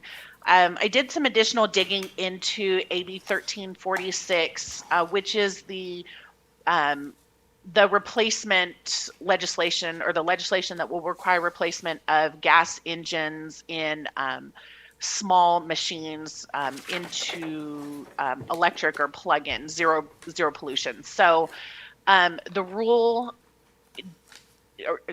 legislation requires that CARB, the California Air Resources Board, engage in rulemaking and adopt rules which would prohibit engine exhaust and evaporative emissions from small engines and off-road engines by July of 2022.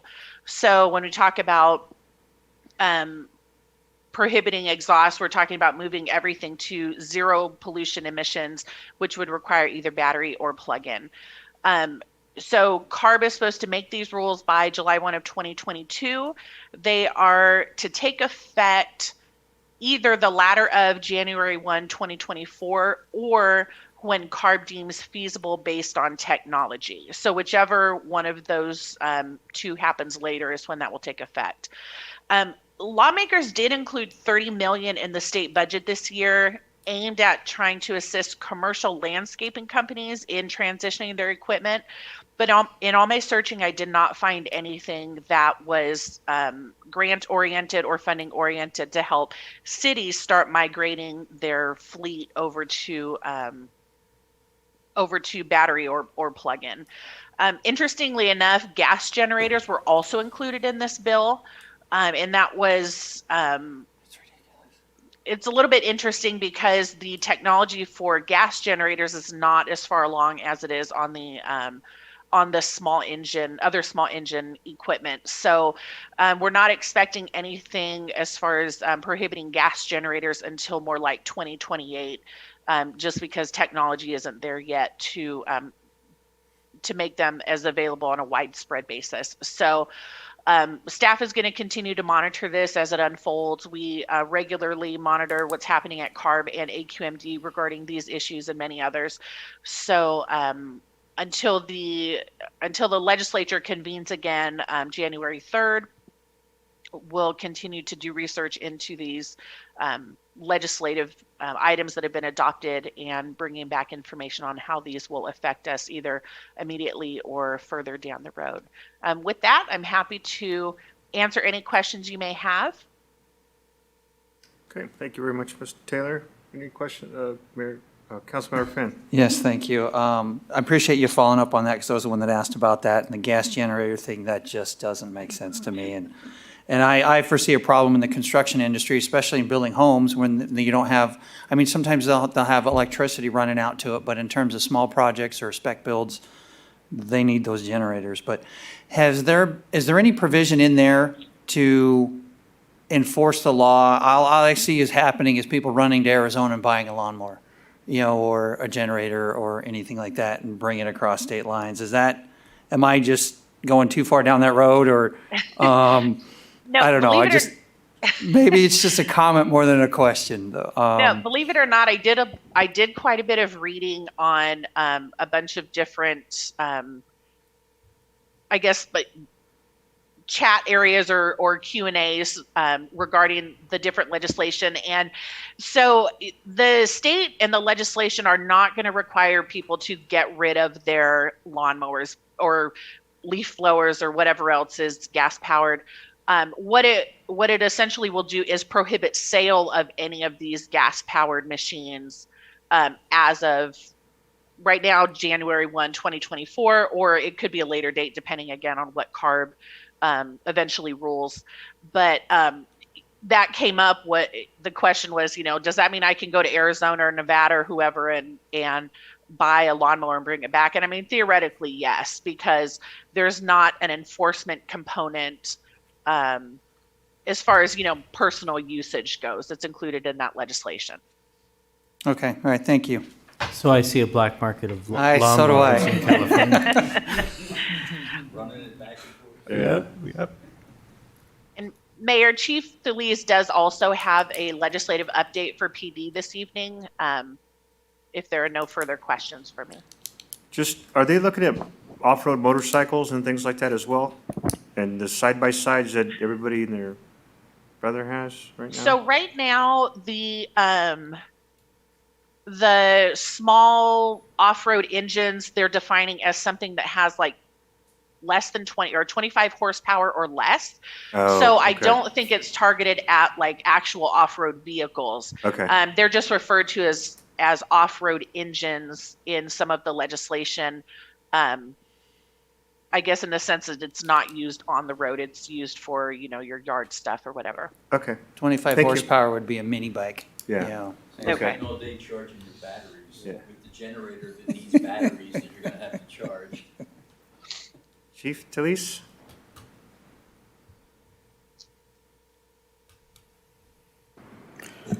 Evening, Mayor and Council, once again. So I'll go through a few bills here. This was quite the hectic legislative session for public safety. I think there's in excess of 300 bills introduced. And we got some great gains on many of them. We had a couple hard vetoes we asked of the governor. We didn't get the vetoes we wanted. We did get a lot of concessions, but I'll work through these bills swiftly. AB 26 was the duty to intercede, and that just defined it. The Beaumont Police policy has for years already met this standard. So we've been requiring our officers to intercede if another officer looks like they're going to use excessive force or make an unlawful arrest or ratchet things up, as you might say. The one word in here that is really concerning, and I think it's where attorneys are going to make their money, is the word immediately got put in. And the concern for this word is it requires our use of force policies to include requirements that officers immediately report potential excessive force. But it's not defined, so does it mean you stop chasing the suspect and you call the watch commander? You know, what point is immediately? You know, as you've seen, some of our scenes are very hectic. They take an hour or so to bring them back down. When is immediately triggered? And so we're hoping that'll get cleaned up next year in a trailer bill, but we'll wait and see. Assembly Bill 48, less lethal force during protests or demonstrations. We'll have to report monthly on our use of force, just like we do with our crime stats. But the language in there that we're watching is that the use of force standard for less lethal, it says, in quotes, an objectively dangerous and unlawful situation safely and effectively under control. So we can only use it to bring those situations under control. So again, not a lot that we're too concerned in that right now. The Assembly Bill 89, the minimum qualifications for police officers. Of course, you know, it was proposed that police officers wouldn't be eligible until they were 25. Of course, you know, 25-year-olds can't keep up with 18, 19-year-olds, you know, and it would just take a big toll on the body. And so what's good there is actually it's a working group with the UC, CSU, and the community colleges and Post to come up with requirements to advance education in California law enforcement. So we're all about that, truthfully. The plan will also include financial assistance and incentives to persons entering the profession. So it's always good in that case. The report will be submitted to Post in June 1st of 2023. So this is going to take some time to come around. Assembly Bill 333, gang enhancements. This was quite concerning. So now it requires evidence that a criminal street gang is an organized association. And then it requires evidence that the offense committed by the gang was done towards a common benefit more than just reputation. So it used to be, you know, to get your street creds, you went and did something, and that was actually considered furthering or enhancing the gang. And now it has to be a common benefit, including financial gain or motivation, retaliation, targeting or a perceived or actual gang rival, or intimidating or silencing a witness. So we're glad that that's in there, but it used to be we can get gang enhancements for graffiti that was used to terrorize other you know, residents, citizens, other gangs, if you jumped somebody, things like that. Now it's getting harder. This one I'll be coming back to council on. This one's unique. Assembly Bill 481, and this is the military equipment funding, acquisition, and use. And so what it requires me to do is to come back before the governing body, which is you, by May 1st of 2022, and present our policy to you and have it approved, defining, one, what the military equipment is that we'll approve for use. And it's interesting when you think about the military equipment, you know, we're not, you know, you think about the big Humvees and the tanks and those things, but think about even the fact that for years we had to rely on the military grade helmets that we finally, over the last couple budget cycles, you have approved us to purchase the officers' new Kevlar helmets, but we relied on the old military helmets, literally from the Vietnam era. So a flashbang, some shields when we make entry. So even think on the granular, not, you know, I'm not going to come before you and ask for a surplus tank or, you know, things, but so we'll work through this. I need to get it before you all before May 1st, and I will. Assembly Bill 490, positional asphyxia. This is not a change for us. It just says a law enforcement agency shall not authorize techniques or transport methods that involve a substantial risk of positional asphyxia. I don't think this actually affects any police department in California, because I don't think any chief would approve a policy that supports transporting people in a position of asphyxia. And we've been aware of this for over a decade, and we take great lengths if we were to use a hobble to make sure everybody's seated upright, seat belted in, and there's ways to do that where they're in an upright position, even if you have to hobble them. And then the big one, Senate Bill 2, which is the decertification. And it just establishes a process to decertify officers for serious misconduct. It's basically, we went neutral on this. We got the big wins we wanted. It was going to be a governor-appointed commission, 2/3 of family members whose family member had been, for better term, killed by law enforcement in some sort of confrontation. That's changed now. Now it's a more neutral group. It takes a 2/3 vote by this governing body that's a lot more neutral, and it's going to be a fairer process. And then there'll be some language cleanup by post-regulation. So we'll wait to see what that looks like. Second to last, Senate Bill 16, release of police personnel files, and this enhanced Senate Bill 1421. The only win on it for us was it's delayed until January 1st of 2023, but then the law actually still retros back to all current files in our possession. And so it changes. So if there's sustained findings of unreasonable or excessive force, a failure to intervene, which is a new one, sustained findings of bias, which is new, and then sustained finding of unlawful arrest or search, I have to keep these files for 15 years.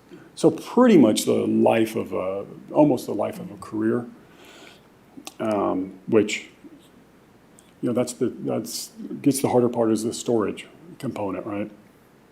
But that's the law, and we'll abide by that. Currently, we have no records that we must produce under Senate Bill 1421. So I'm not going to say it doesn't affect us, it could, but we haven't been using excessive force or have any of these sustained findings. So your police department's really solid in that area.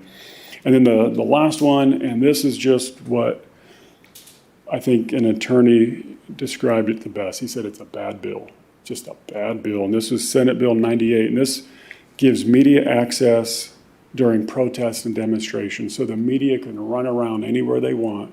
If they have press credentials, there is no zone anymore where they can go behind the skirmish line of law enforcement. It's going to be an unmitigated disaster in the sense of a protest or a riot.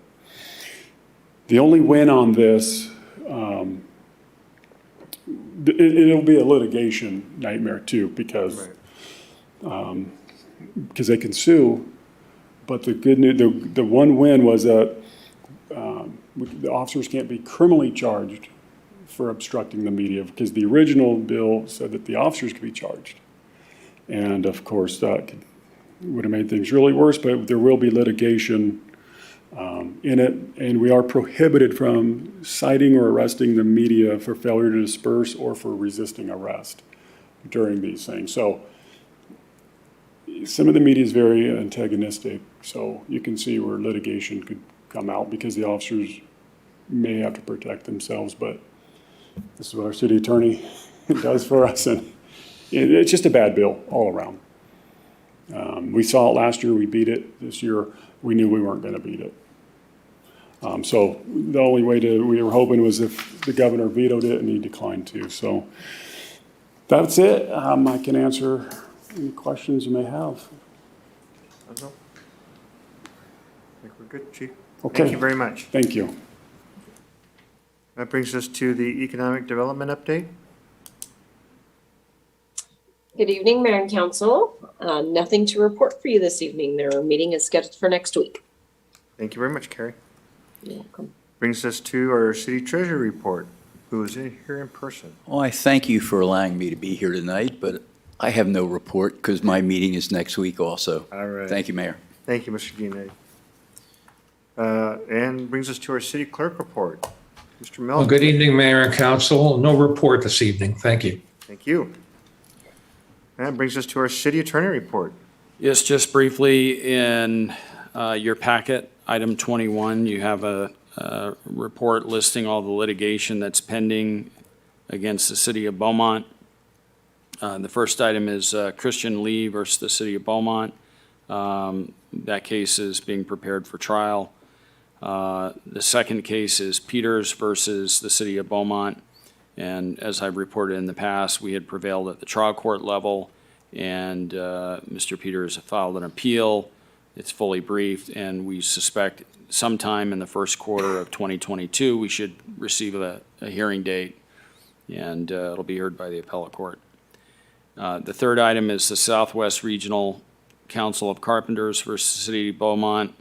We're working towards a potential settlement. We had a meeting in closed session about that tonight, so we'll keep you posted on that. And then item number 4 is the EZ versus City of Beaumont case.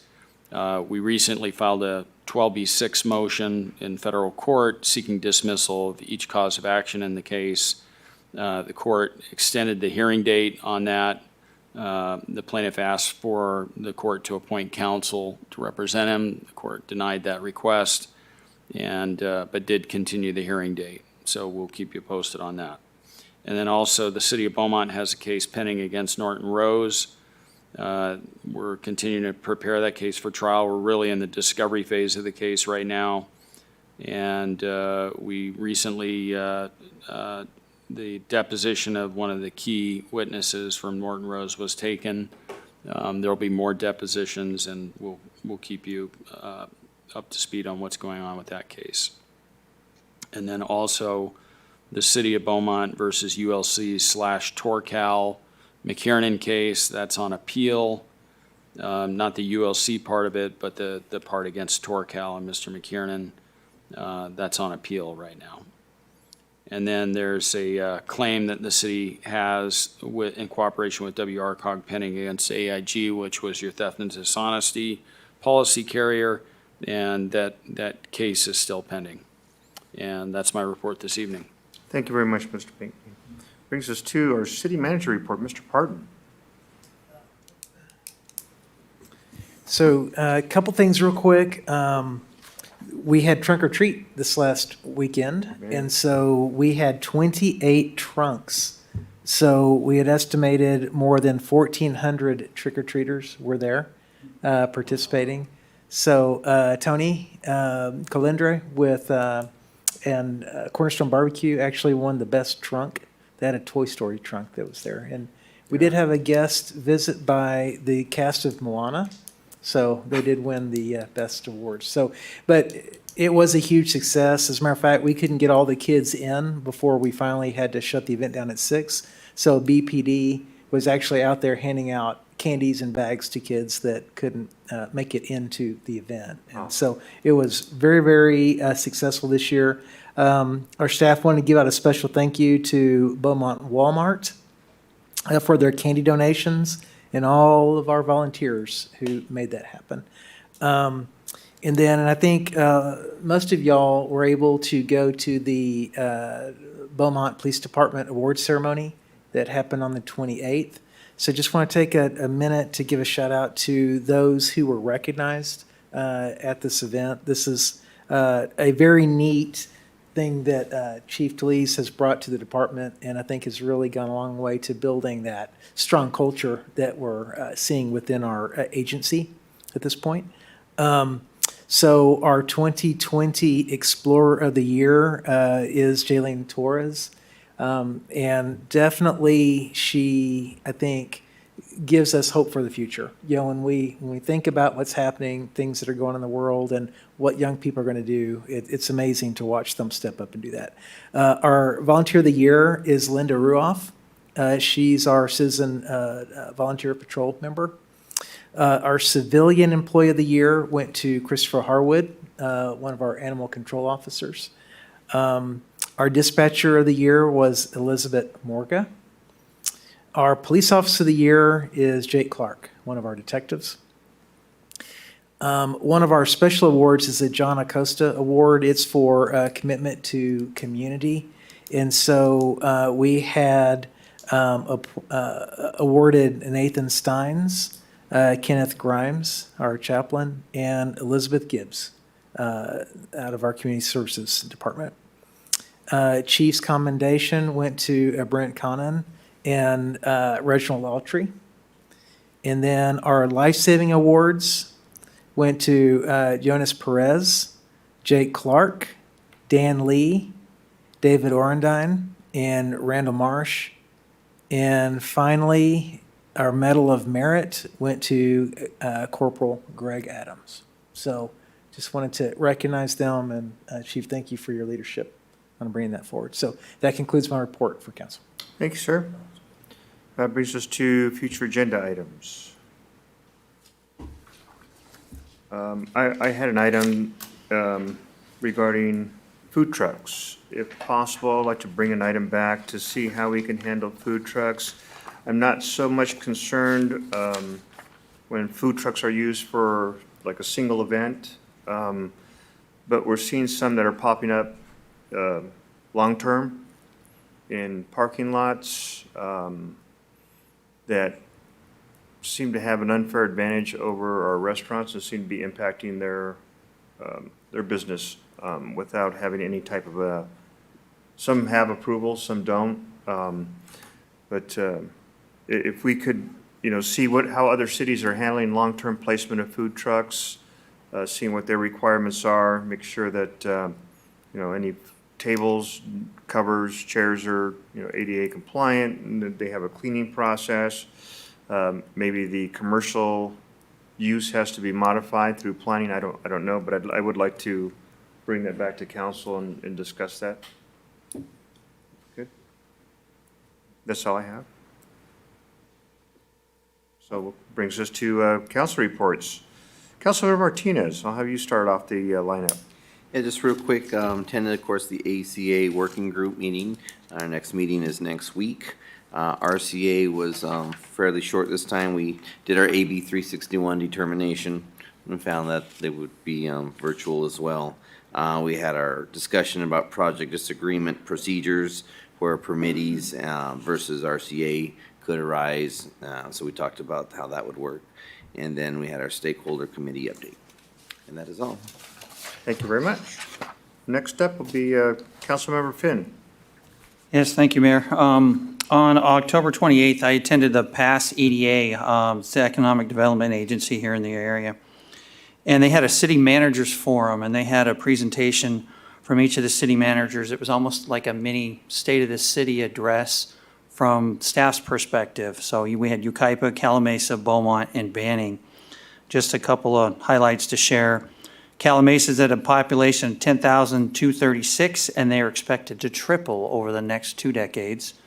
And then our other neighbor, Banning, they talked about Atwell, there'd be 4,000 homes there. They made a comment, and this was surprising, they were talking about how low development had been in the past 20 years, and there was a 10-year span in that there was without any new construction permits. And so Banning is, or in terms of like a single-family spec home build or anything like that, I was pretty stunned by that comment. But I think Banning's now on the map with new construction and so forth. They talked about their Grand Ave studios at the Banning Airport, Sunset Crossroads next to Sun Lakes. Estes Trucking is coming in and putting in a hub. And they talked, I didn't get the exact location on that, but I'm sure it's on the east end of town, as the best I can tell. And they talked about that it would be diesel-powered semis coming into this hub and then taking their haul, putting on electric vehicles, and then transporting those to other areas throughout Southern California. And they were quite happy about that since Banning provides electricity. And they also talked about their traffic issues and so forth, and the goal to extend Sun Lakes Boulevard down to Sunset Avenue and working on an I-10 bypass and so forth. And so they have a website. They're hoping to get upgrades over the next month or two, but that would be passeda.org. So thank you. Thank you. Councilmember Santos. Thank you, Mayor. I will echo, our city manager congratulating on the, John Acosta Awards. And Chief Tulis, good job. I will give you a salute on that. I mean, you put it together. I will not give you the detail because I was with our city mayor, Mike Clara, and our Mayor Pro Temp Lloyd White on that. That was fun. And I attended the, I'll make it short because I know I'm with them also with this on the transit shuttle bus stop, and that's in Walmart. And there's a new shelter in there. It's really nice. I mean, there's an electric vehicle, the first one we have, and Daniel is driving that, and we took a ride on that vehicle. It's beautiful. It's nice. I mean, it occupies 10 people with the wheelchair will hold on that, and that's good. We're really going up in there. And then I attended the give you this, the RTA, which is the Riverside Transit. I would like to congratulate Christine Warskiski being the corporate chief officer on executive officer in RTA. That will be effective, on January 1st.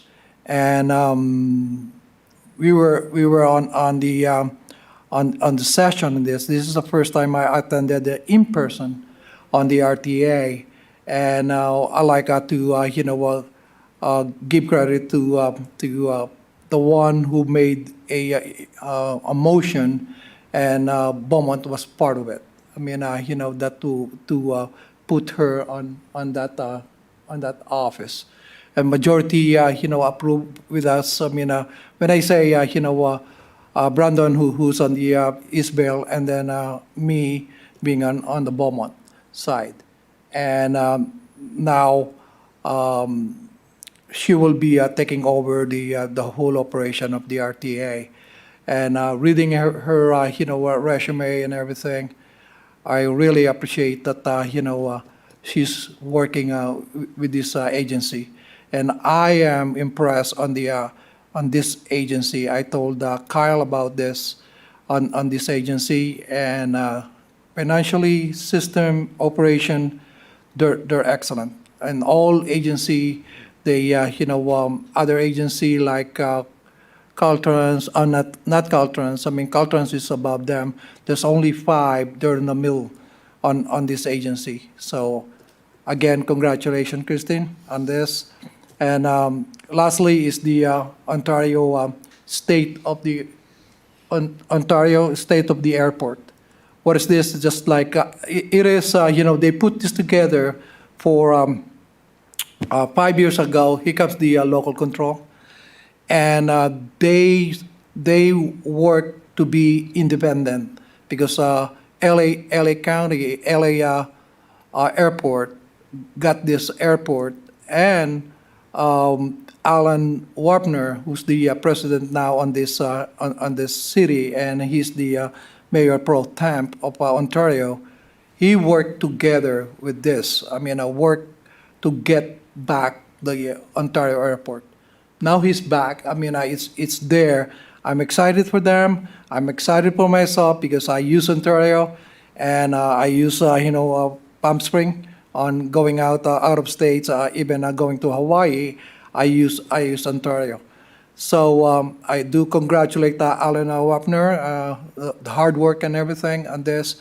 And the nice thing they're putting together is they're connecting the a transportation trail from Rancho Cucamonga going to Ontario Airport.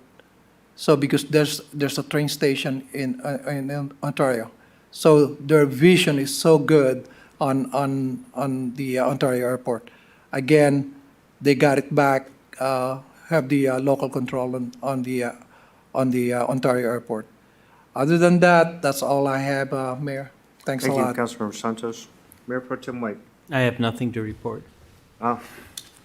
Okay, well, Trick or Treat, it was great. Costumes were excellent. It was the detail in the Moana. It was a dad and a daughter, And they had, I think, a little sister that was dressed up as the pig that they had, and then it was fun. It was good. They did great. I do want to thank Beaumont PD for their support, our citizens, volunteer citizen support as well. Parks Department was great. We had our maintenance guys out there making sure everything was where it needed to be. Special thanks to Heather and all her hard work. But it was a great event, and the 1,400 kids were through there in 3 hours. Wow. Moving them through very quickly. Also want to make a quick comment. When I was at the Truck or Treat event, Bruce Murrell came up to me and let me know what a great job that Sue Foxworth did for community cleanup. I guess it was her first event. She took charge, and Bruce said she did an excellent job, so thank you to Ms. Foxworth. Also, he complimented our code enforcement, Mr. Jose Nunez. He did an excellent job while he was out there as well, so thank you, Jose. And that is the extent of my report, and at this point, we will now adjourn back into closed session. Mr. Pinckney, can you please read the item for discussion? Yes, this is the annual public employee performance evaluation for the city manager. Okay. We'll adjourn to closed session.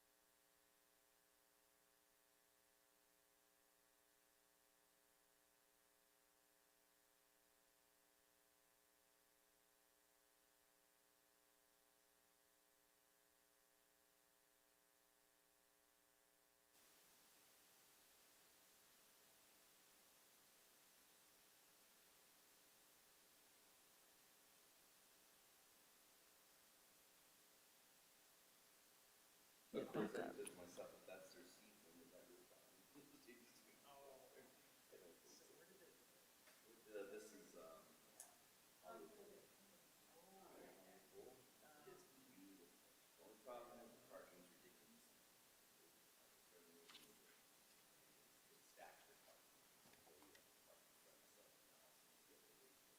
Are we,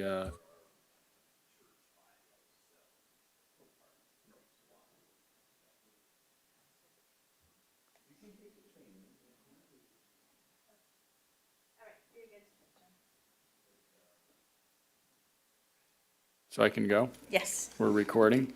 Yes, sir. Okay, so just a report out from closed session, the council met in closed session. Annual public employee performance evaluation pursuant to Government Code Section 54957, title City Manager, no reportable action taken. And that Then adjourns do you the want to meeting. adjourn? And meeting is adjourned at 11:54.